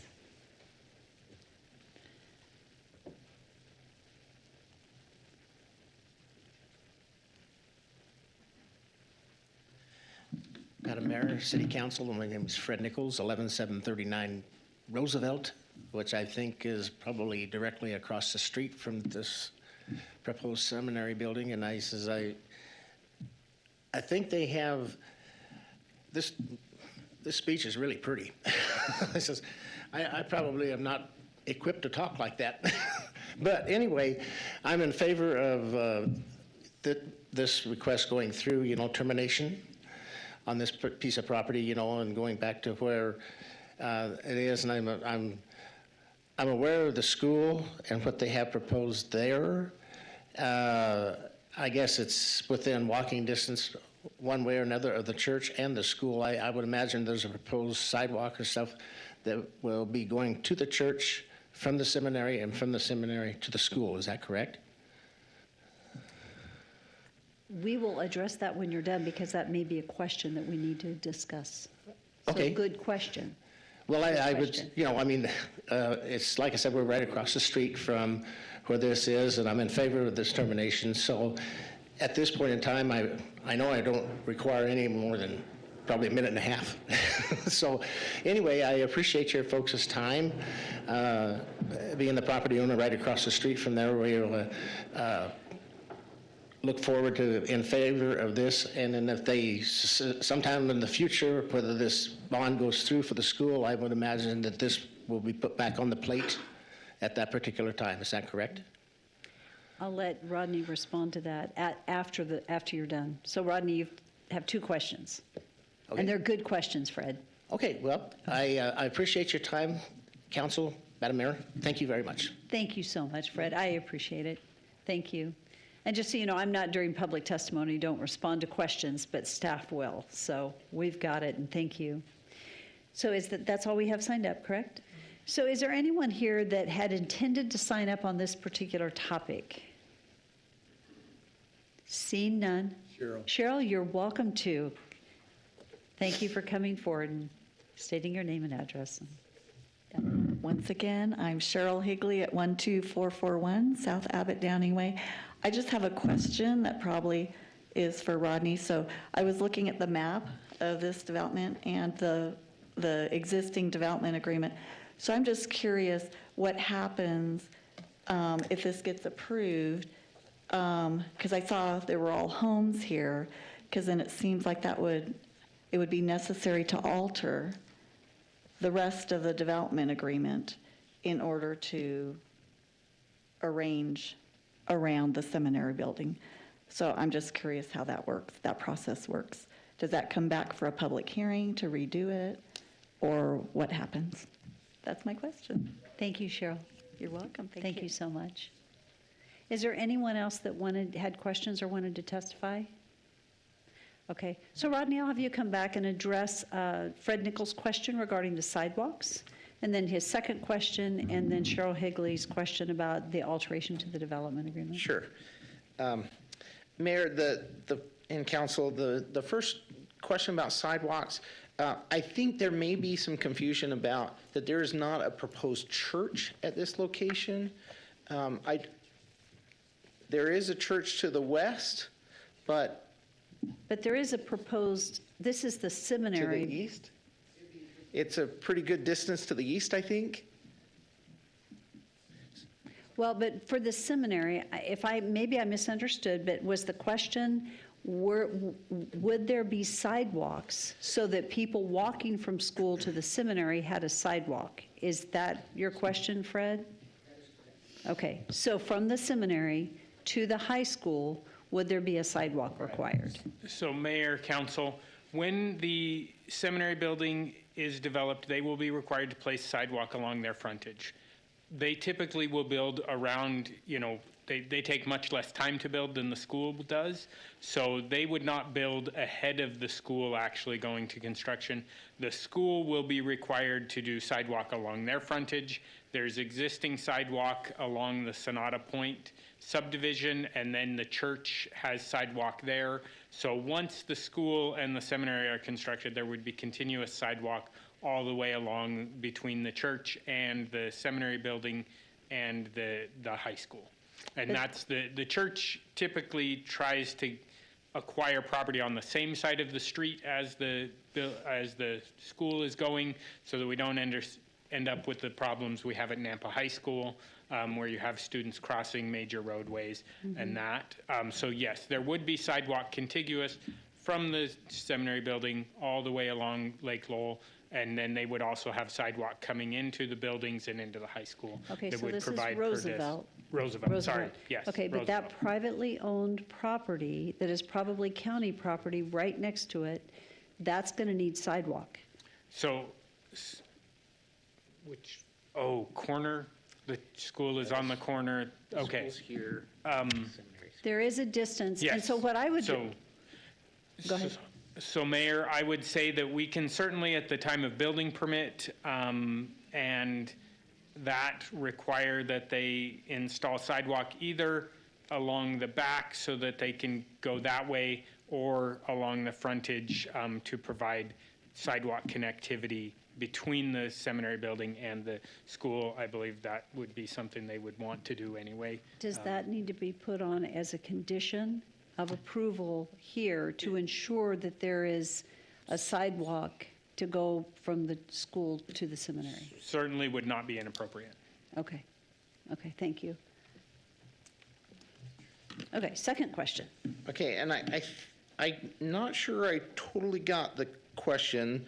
If the school does develop, what happens to the development agreement? Is that what the question is? There was a second question that Fred had, and I didn't totally catch that second question. So I don't know if we're allowed to just turn and ask Fred to repeat his question. Could we do that to ensure that we get it answered? If you don't mind, Fred, tell us what your second question was. Thank you. Come on up. I don't normally do this, but I want to make sure we get the questions answered. Getting extra steps today. There you go. I use every one of them. Thank you much, Madam Mayor and City Council. What I'm looking at here is this piece of property here is where the seminary is, and we're right across the street from it. If this was put in to the north of this Farmway Road right here, the farm, going back to the property here for the school, and then the property that would annex the LDS church. There's going to have to be a sidewalk corridor there somewhere, whether it be on the north side, on behind the building here, this farmhouse, over here, or beyond Roosevelt itself. That's what I was wondering. And I think Rodney had an aha. I could tell that you got that. So thank you. So Rodney will address that. Okay. Thank you, Fred. Thank you. Thank you. So Mayor, I think we actually addressed that with our last discussion. And as Daniel mentioned, we could go along the northern boundary of this property if there's a will from the property owners to do that. But Most likely, it'll just go along Roosevelt and install a sidewalk on that existing single-family home, farm home. The right there. benefit to it going north of the farm property is that your entrance, and I can't remember, I think maybe we looked at this before, your entrance, you don't have a dual entrance into the seminary, right? So that way you would have an entrance into the subdivision and you could access the seminary and you could access it behind that property over to the school, but it would not put two entrances right off of Roosevelt, one into the seminary, and one into the subdivision. Does that make sense? I think so, but I think just keep in mind that seminary buildings they typically have only very few parking stalls, and those are just for the employees at the seminary. And what happens is most of the time, I think almost all of the time, the kids just walk from the high school straight over to the seminary building. So the sidewalk connectivity or the pathway connectivity is a critical piece of this. So yes, your questions about whether Roosevelt sidewalk is developed out is a really good one, and we need to make sure that that gets done to the west of this property, either on the north side or on the south side. Yeah. Okay, and then the last one was Cheryl Higley's question about altering the development agreement. Yeah, so our language in our code essentially says that you can, as long as it stays substantially consistent with the original plat, which we've termed to be about 10% of what the original plat said, that there's no need to alter the rest of that plat. So yeah, they'll have to adjust some of those lots because I think I have the. Oops, let me move forward and show you where those lots fall. So this right here. So yeah, those lots that it overlaps, those would need to be adjusted. And we would have to adjust that. We'd have to have the road maybe connect before it reaches that property. But that's definitely possible, and it's not a significant issue. Okay. So you will deal with that at the staff level because there will be a change to that plat, and you guys will deal with that at the staff level. Is that correct? So we don't have a plat. This is only a concept.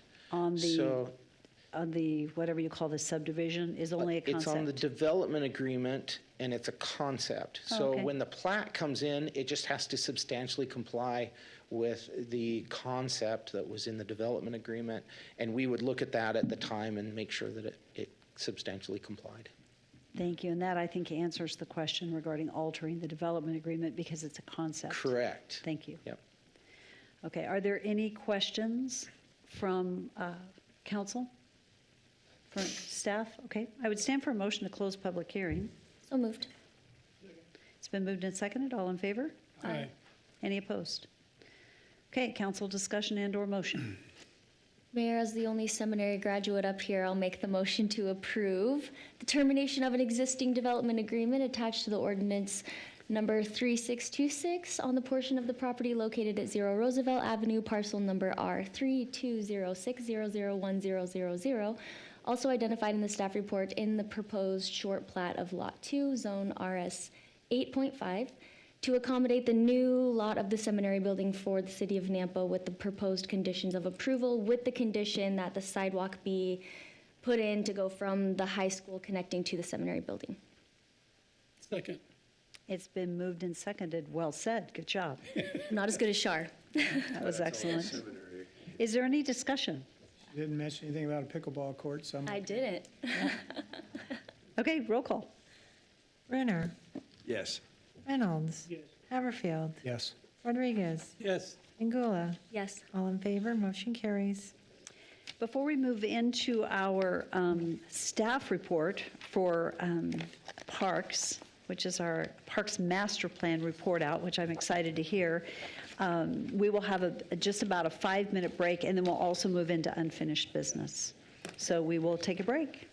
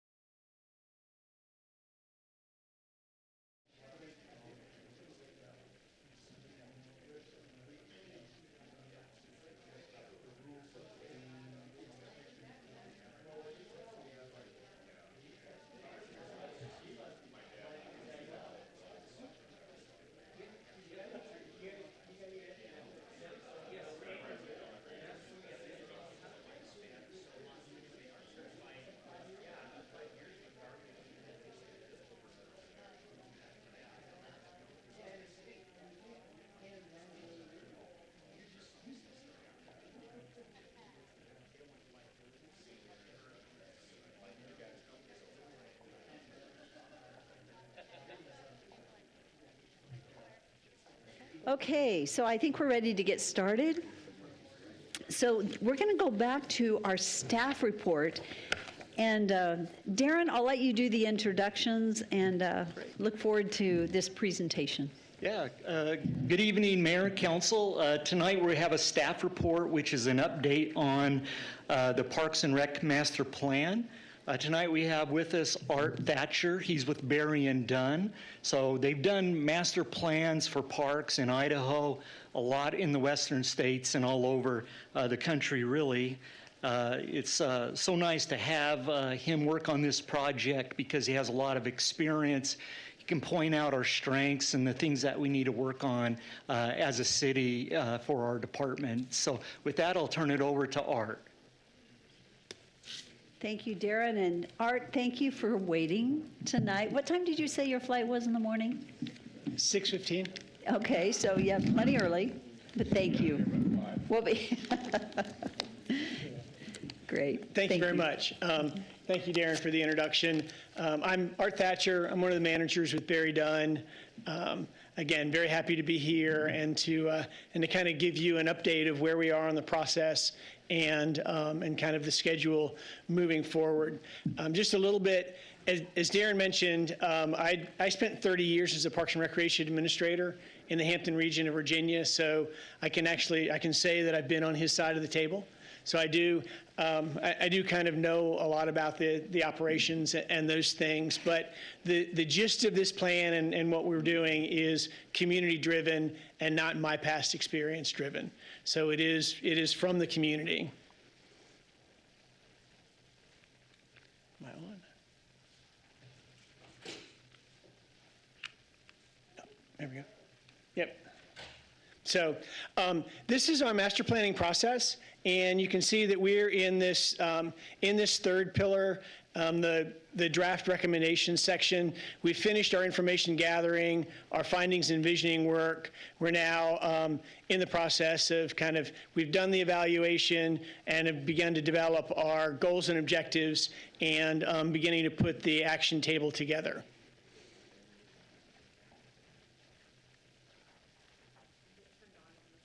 Yeah. There we go. So just kind of a little bit about, so we look at not only your community engagement, but we do some demographic trends, some demographic analysis. We use Esri Business for our demographics. They get their information from the census. And so as we look at the kind of your historical and projected population, you can see in 2022, the estimated population from Esri was just under 107,000 residents, and over the next 5 years, increasing to about 115,300. One of the things that to kind of look at and point out is from 2000 until 2027, your population, or actually to 2022, your population has doubled. But the thing that we look at, not only your overall population, but we look at your age distribution as we begin to kind of look at these things, because really it's those individual age groups that are affected by, one, your amenities in your parks, as well as your programs. And as you can see that you've got a growth from 22 to 27 in that 25 to 34 and that 35 to 44 age range, showing growth, as well as that 45 to 54. So making sure that we're, what we heard through the public engagement was that there was this gap in that age group of programs being offered. So with those numbers growing over that 5-year period, really thinking about programming and amenities that are appropriate for them, as well as your other age groups. Oh, pickleball. Old news. Pickleball is old news. So one of the other things that we look at, Esri also through their American survey, They look at other activities. This is for adult activities because Esri uses 25 and older in their survey. And so you can see some of the things, we look at Nampa versus the state of Idaho, and you can see that your kind of top participation in outdoor fitness activities is in walking for exercise, followed by swimming, and then weightlifting, and then jogging and running. And you're pretty much on par with the state. Another thing that we can look at is sports participation, and you can see golf is the kind of the top participation in those adult sports for the city of Nampa, a little bit lower than the state, and then basketball, soccer, and football following those, where you're a little bit higher in participation rates for the state. And so our community engagement, we were here back in January and did a week's worth of information gathering. We held stakeholder meetings, we did focus groups, we did individual interviews with the council members as well as other community leaders. We did a SWOT analysis with the staff. We did a SurveyMonkey survey out to the full and part-time staff, and they responded. We had 38 of them respond, and then we did a sit-down workshop with them around the strengths, weaknesses, opportunities, and threats that they saw. And so through that process, we asked a series of questions. One of those was desired recreation amenities that they would like to see. And these are not in a ranked order, but the things that came out of that were kind of a recreation facility with an indoor pool in North Nampa, additional trails and pathways, trail connectivity. And so as we look at this, the pathways and trails are within the parks and within neighborhoods, and then the trail connectivity is connecting those neighborhoods to parks and those things. Shade structures in parks, adventure, destination playgrounds. I'm not going to read the whole list. Special event venue near downtown, environmental gardens as some of those desired amenities. We also asked about desired recreation activities. And so increased availability of current classes and programs. A lot of your programs have a waiting list. One of the things that was noted is that swimming lessons, the day that they open, within 4 hours, they're closed because they're full. And so, but you don't have additional time in the pool, which is one of the things why there was one of the requests was for another recreation center with a pool in North Nampa in that previous slide. So low impact activities, family-friendly special events, visual art workshops, concerts in the park, non-traditional sports leagues. So not your typical basketball, football, baseball, those things, but looking at some of those other opportunities. So we asked those people that participated how would you prioritize the things that you've talked about? And so some of the priorities that they mentioned were health and inclusive and community safety. So those being priorities as development occurs. Looking at trails and pathway connectivity, maintenance and updating your existing facilities, concentration on your asset management. Native plant landscaping, decision-making using an equity lens. Again, one of the things that was noted through this process was that a lot of your parks and your facilities are in South Nampa, and as development's growing, that equity of those opportunities being in North Nampa as well.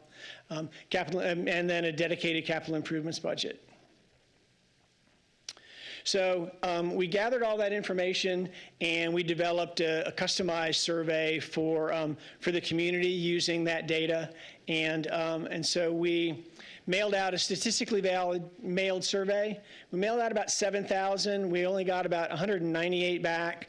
It's a little lower than what we would like to see, but we got another 746 open link surveys where we took that same survey, provided it to the community, and we kept the two separate so we could preserve the statistical validity of the initial survey. So a total of 944 surveys that we received.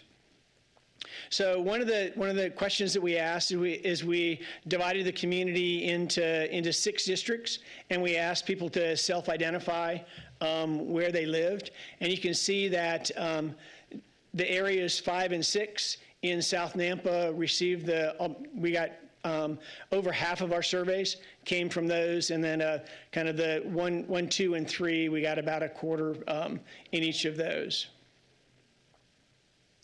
And so we asked about satisfaction with the Parks and Recreation, parks, facilities, and programs.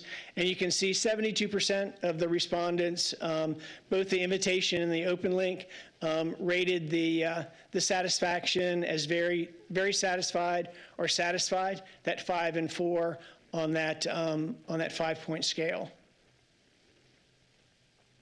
So then we asked about frequency of use of the different amenities and programs within the community. And you can see we asked about weekly, it's got a little hard to read, weekly, a few times a month, at least once a month, a few times a year, and then I haven't used. And you can see that your city parks, about a quarter of the respondents use them on a weekly basis. And so, as well as your trails and your pathways. You've got a large participation, especially from the open link participants in the recreation center on a regular basis. The other, some of those top categories that were written into the other were disc golf, dog parks, pickleball, as other things that were used on a regular basis. So we also asked about when you do use these facilities, what are the things that you do there? So we gave them a list of amenities that are available within the parks. You can see restrooms, both for the invitation and the open link survey, most used facilities in your parks and your facilities. Walking trails is the second, and your walking and jogging trails, followed by your picnic shelters, playgrounds, open space turf, and then the swimming pool, and kind of in that top 6 category.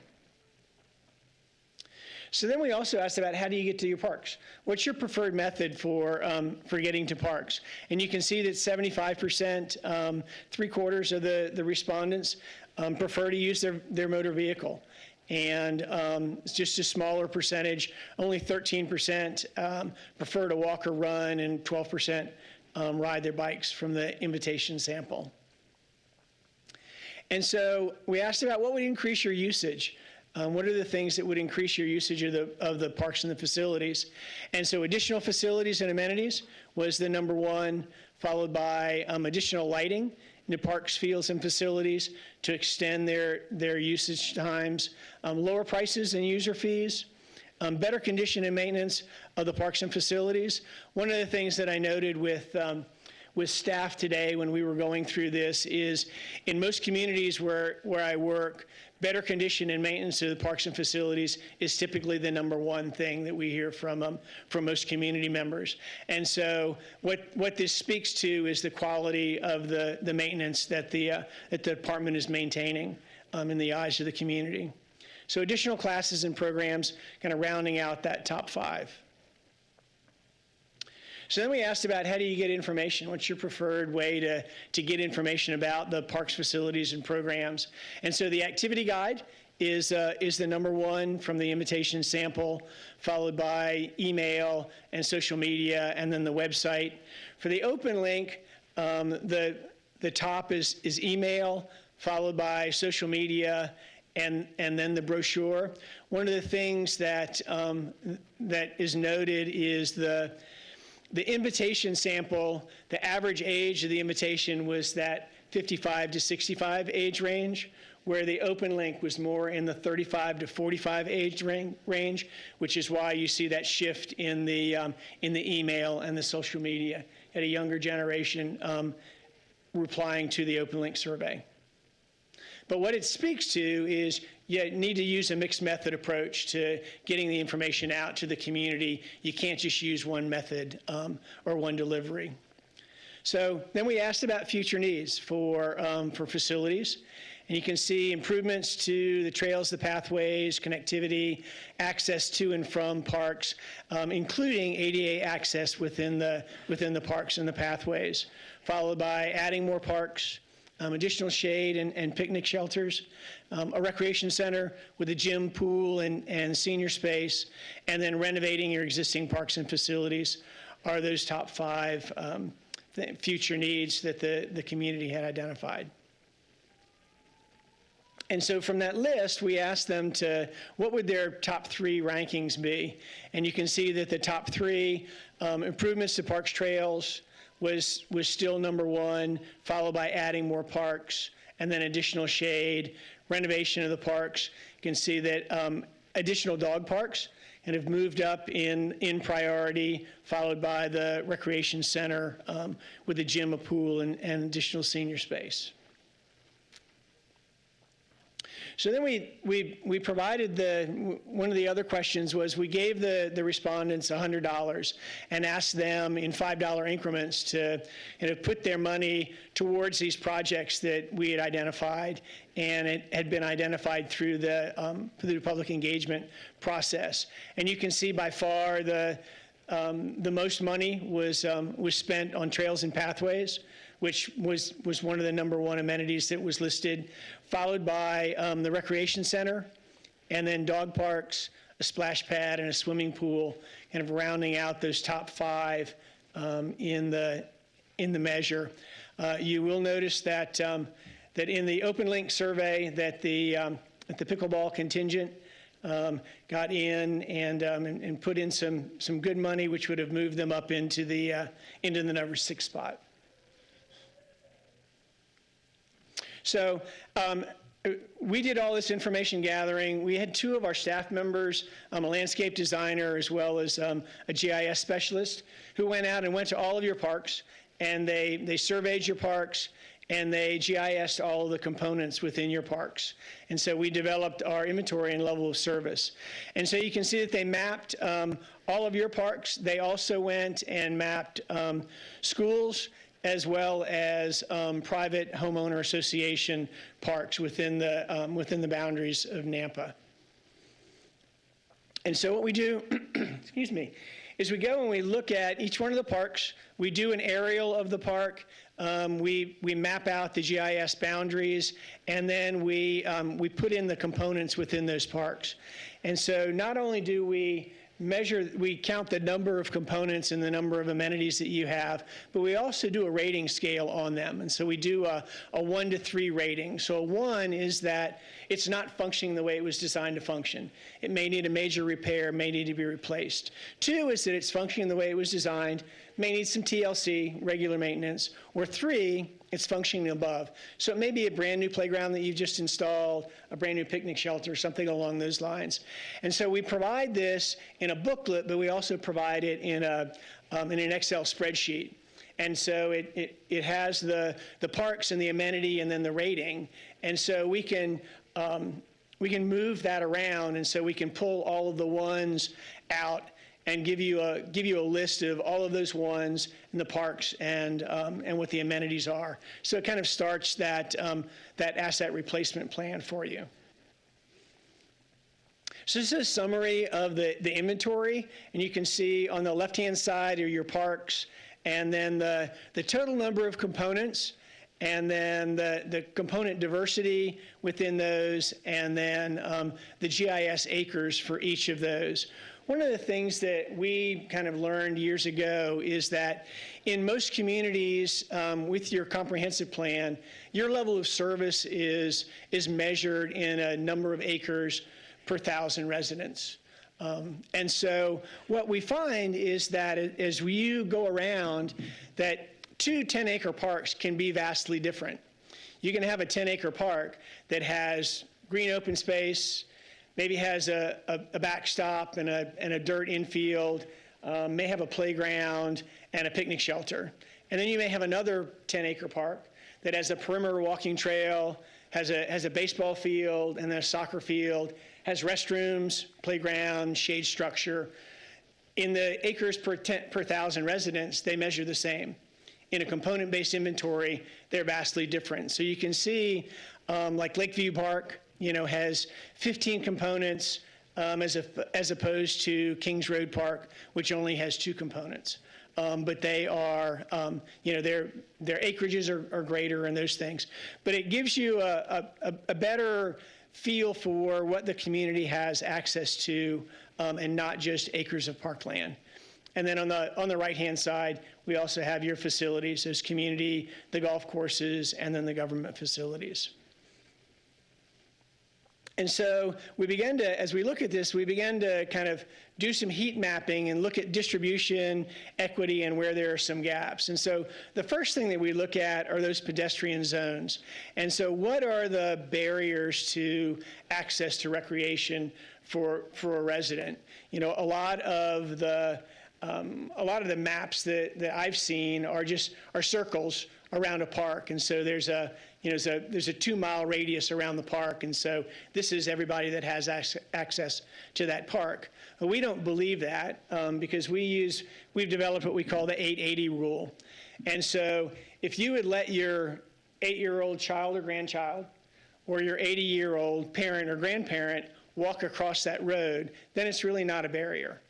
But if you would not let them walk across that road by themselves, then it becomes a barrier to access in our mind. And so you can see all of these grids are where there are major roads that create these pedestrian zones. And so we're looking at where is there access within those zones. And so one of the things that we do is we look at this 10-minute walk. And so NRPA developed a 10-minute walk, and then the mayors and chairs in the United States, their association also adopted the 10-minute walk as part of their regulations or their desire for community access to recreation. Sorry, got lost there. And so one of the things that we do is you can look, the darker the orange, the more access people have to recreation components. And so you can see on the left-hand map, it's Nampa Parks alone. And so one of the reasons why we looked at those other facilities is we know that the community has access to schools after hours, and so there's that opportunity there. So you can see as we add the schools onto this, the orange gradient becomes even darker. There's more accessibility within that 10-minute walk. And then we add in the HOAs, and those are the areas that have the hash marks are served by HOAs. You can see that there's even greater access within those areas as well. And so as we look at those, you can see that about 3/4 of the population has access to a recreation component kind of within that walkable access. 25 of that is to a park that is that's a Nampa park. 19% is kind of has access through an HOA. And so, only 27% of the population doesn't have access to a recreation component within that 10-minute walk in the community.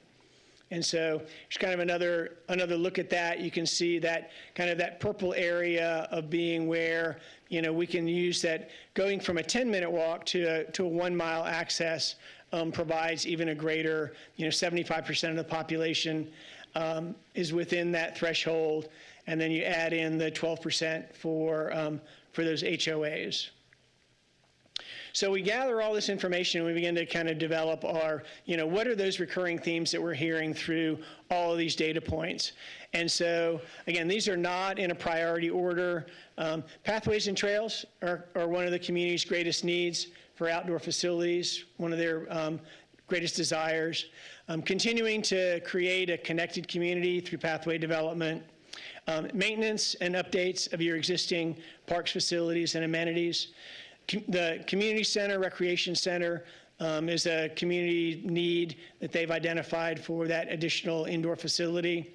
preserving open space as development continues to occur, finding future locations for parks in underserved areas of the community, developing additional programming opportunities, specifically identified were youth, teens, kind of non-sports activities and events.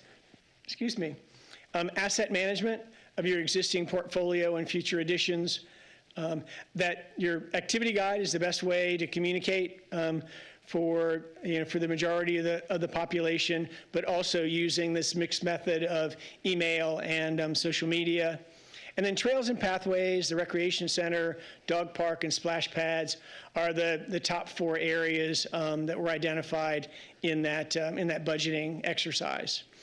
And so we take all of those, and we did our findings presentation, and we began to develop goals and objectives. And so we developed 4 goals for the master plan, and then some objectives to address those goals. And I provided this in a document, so it's the goals, objectives, and then there's a paragraph that kind of talks about some initial actions to address those goals. We're in the process right now of developing our action table, which will even identify some more specific actions within the process. So the first goal is continue to improve organizational efficiency. And so those objectives in there are to maintain your existing level of service goal for recreation, enhancing and improving internal and external communication regarding your department activities and services, maintaining your existing quality standards for facilities and amenities, and then utilizing technology to improve customer service and efficiencies, increasing the appropriate partnerships within the community, and then staffing appropriately to meet and maintain your existing quality of service. And so the second goal is to maintain and improve parks and amenities. And so some of those objectives: maintain and improve your existing facilities, expanding your pathways and connectivity, adding additional indoor recreation space, developing new amenities at existing parks based on the level of service analysis, acquiring new parkland, improving parking at parks, and then continuing to monitor your ADA needs within the community. Additionally, upgrading your comfort, convenience, and customer service amenities to your existing facilities based on the level of service analysis, creating park identities at existing and new parks, addressing your current and future needs for athletic fields, considering programming needs when adding new components within your existing parks and when developing new parks, maintaining a component-based inventory and level of service standard, and then developing and maintaining an asset management plan. And so the third goal is to continue to improve programs and service deliveries. And we have one objective out of that is to continue to address your recreation programming and activities based on the needs of the community. And there are a number of actions that we've identified to address this objective. And then the final is to increase your financial opportunities. And so increasing your special event and activity sponsorships, evaluating your developer impact fee ordinance, pursue grant and philanthropic opportunities, and then consider a dedicated funding source for Parks and Recreation. One of the things that we discussed is a cost recovery policy and philosophy. So looking at how you're subsidizing Parks and Recreation based on community need versus individual benefit. So I'm going to stop there because this is kind of the master plan piece of this. The other piece that we were tasked with was looking at some conceptual plans for the 2 golf courses, as well as for Lakeview Park. And so I have some information about that, which I'll share with you. But I wanted to see, kind of at this point with the master plan, if you had questions or comments, or if you want me to continue on. So I tell you what, this is so good. I guess the question I need to ask council, if you're up to going into the depth of the golf courses, or if we could save that for, I know you're not back again soon, but for sake of time tonight, because we still have quite a bit more to do this evening. But I will say, I have been so impressed with you and your team, the work that's been done. It has been excellent. And I feel like we're getting a really good framework, especially when you look at these goals, the basis of the goals. It's been an excellent process. Earlier today, I had the privilege of seeing the golf plan and those other plans, but I don't know that it would benefit us to go into that detail tonight, candidly. But it's in their packet, right? Yes. Okay. It's in their packet. And what I can do, I'll be coming back into the area. I'm also doing a project in Ada County, and I can schedule a time. Hopefully we can kind of match that up, and maybe I can have a time to get on your agenda with one of those trips in the near future. That would be great, especially if it were at a workshop in the morning. We have a morning workshop the third Thursday of every month. And I'm thinking it would be good if you wanted to come back, we could talk about the specific plans around the golf course, give the council the opportunity to digest this a little bit, and then come back with some further questions. Sure. I think absolutely great work has been done, and I'm really thank you very pleased much. with it. Thank you. So, and you can see on that, like the first slide for those concepts, we also did a targeted public engagement around those specifically to each one of the individual golf courses, as well as to the park itself. Well, and as council knows, right now, because of owning the golf courses, we have tremendous opportunity ahead of us. And so I think the ideas that have come forth are really good ideas, and it gives us a little bit of a jump start. Also, as we're talking about these philanthropic opportunities, and we talked about it earlier today, depending on which section, like with the park, Lakeview Park, there's a naming opportunity there. We need to find our local Ann Morrison, right? The Ann Morrison Park, and that was a philanthropic donation. And so we need that. We need that at our golf courses with some of the projects that we do. So those are things that I think we need to have continuing discussions on. There's tremendous opportunity, but there's also a lot of work. But I feel like we have a really good foundation that's been laid. Great, thank you. So if you don't mind, I think we will pause there. Council, do you have any questions on what was presented thus far? No, it's really good work. And so I'm just thinking, just for sake of time tonight, we'll stop there, but I'd like to have you come back, then let's dig deeper, and I think we're going to be able to absorb it and have better input as we come back. Yes, Randy. I was just going to say that along with what you've listed, there are other areas like Red Hawk Golf Course. I mean, there are other areas of recreational use available to the citizens as well that increases the amount of property that can be considered that recreation. So anyway, it's all good. Good place to live. Yep. All righty. Great. Art, get some sleep tonight. Thank you so much for coming in. Thank you for the presentation you did to Rec Center staff earlier today and tonight to us. And then, Darren, let's look at the calendar and coordinate a time when you're back in town that we could possibly do a little bit of a follow-up. Yep, I'll look at that third Thursday. Third Thursday. All right. Yep, third Thursday in October will be the next one. Okay. Sounds good. Thank you all very so much. Appreciate Great it. job. Thank you. Thank you, Darren. Okay, we're going to move to unfinished business at this time, and 9.1 is an action item. This is the first reading of ordinance amending the Nampa City Code Title 7, Chapter 1 by adding a new section 7-1-12 pertaining to the use of a center turn lane. This was reviewed and approved by legal, and it is requested to pass under suspension of rules. An ordinance of the City of Nampa, Idaho, amending Title 7, Chapter 1, new Section 7-1-12 of the Nampa City Code pertaining to the use of a center turn lane, providing for severability, providing for an effective date, and repealing all ordinances, rules, and regulations and parts thereof in conflict herewith. Make a motion to pass the ordinance as read under suspension of rules. Second. It's been moved and seconded. Is there any discussion? Roll call. Rodriguez. Yes. Bruner. Yes. Angula. Yes. Reynolds. Yes. Haverfield. Yes. All in favor, motion carries. 9.2 is an action item. This is the first reading of ordinance of annexation and zoning to light industrial zoning district for .74 acres and a development agreement at 225 North Happy Valley Road for Blake Wolf representing CCH Group, and it was approved by legal, and it is requested to pass under suspension of rules.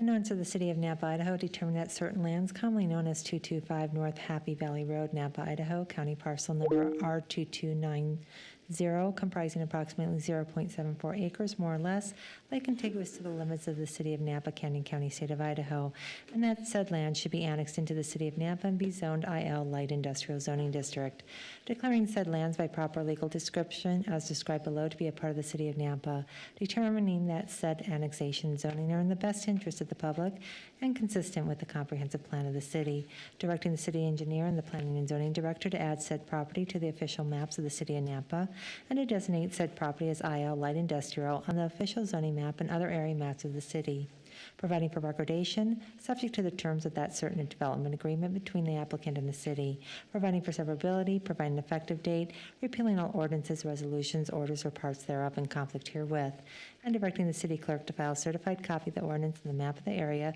to be annexed with Canyon County, State of Idaho, and the Idaho State Tax Commission pursuant to Idaho Code Section 63-215. Madam Mayor, I move this pass under suspension of rules. Second. It's been moved and seconded. Any discussion? Roll call. Rodriguez. Yes. Brunner. Yes. Pingula. Yes. Haverfield. Yes. Reynolds. Yes. All in favor, motion carries. 9.3 is an action item, and this is the first reading of ordinance of vacation of a utility maintenance easement at the vacated north 10-foot of East Colorado Avenue and the vacated alley of vacated block 126 in Kurtz Addition at 924 12th Avenue for Joel Tague representing Jason Cotter.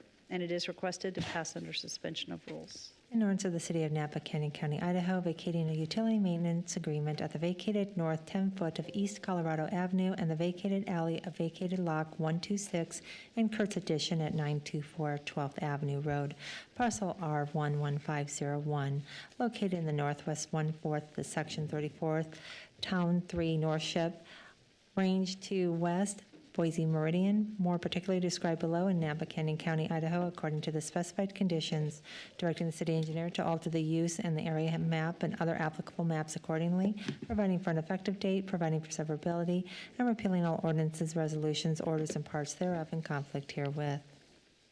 Madam Mayor, I move this pass under suspension of rules. Second. It's been moved and seconded. Is there any discussion? Roll call. Rodriguez. Yes. Brunner. Yes. Pingula. Yes. Haverfield. Yes. Reynolds. Yes. All in favor, motion carries. So that concludes our regular business. We will be moving into executive session in this room, so I'll probably ask the couple of people here that will have to vacate quickly so we can keep moving. Thank you so much for being here this evening. I would stand for a motion to adjourn into executive session pursuant to Idaho Code 742061F to communicate with legal counsel or for the public agency to discuss the legal ramifications of and legal options for pending litigation. And J, to consider labor contract matters authorized under Section 742061A, 1A, and B Idaho Code. So moved. It's been moved and seconded. Roll call. Rodriguez. Yes. Brunner. Yes. Pingula. Yes. Haverfield. Yes. Reynolds. Yes. All in favor, motion carries.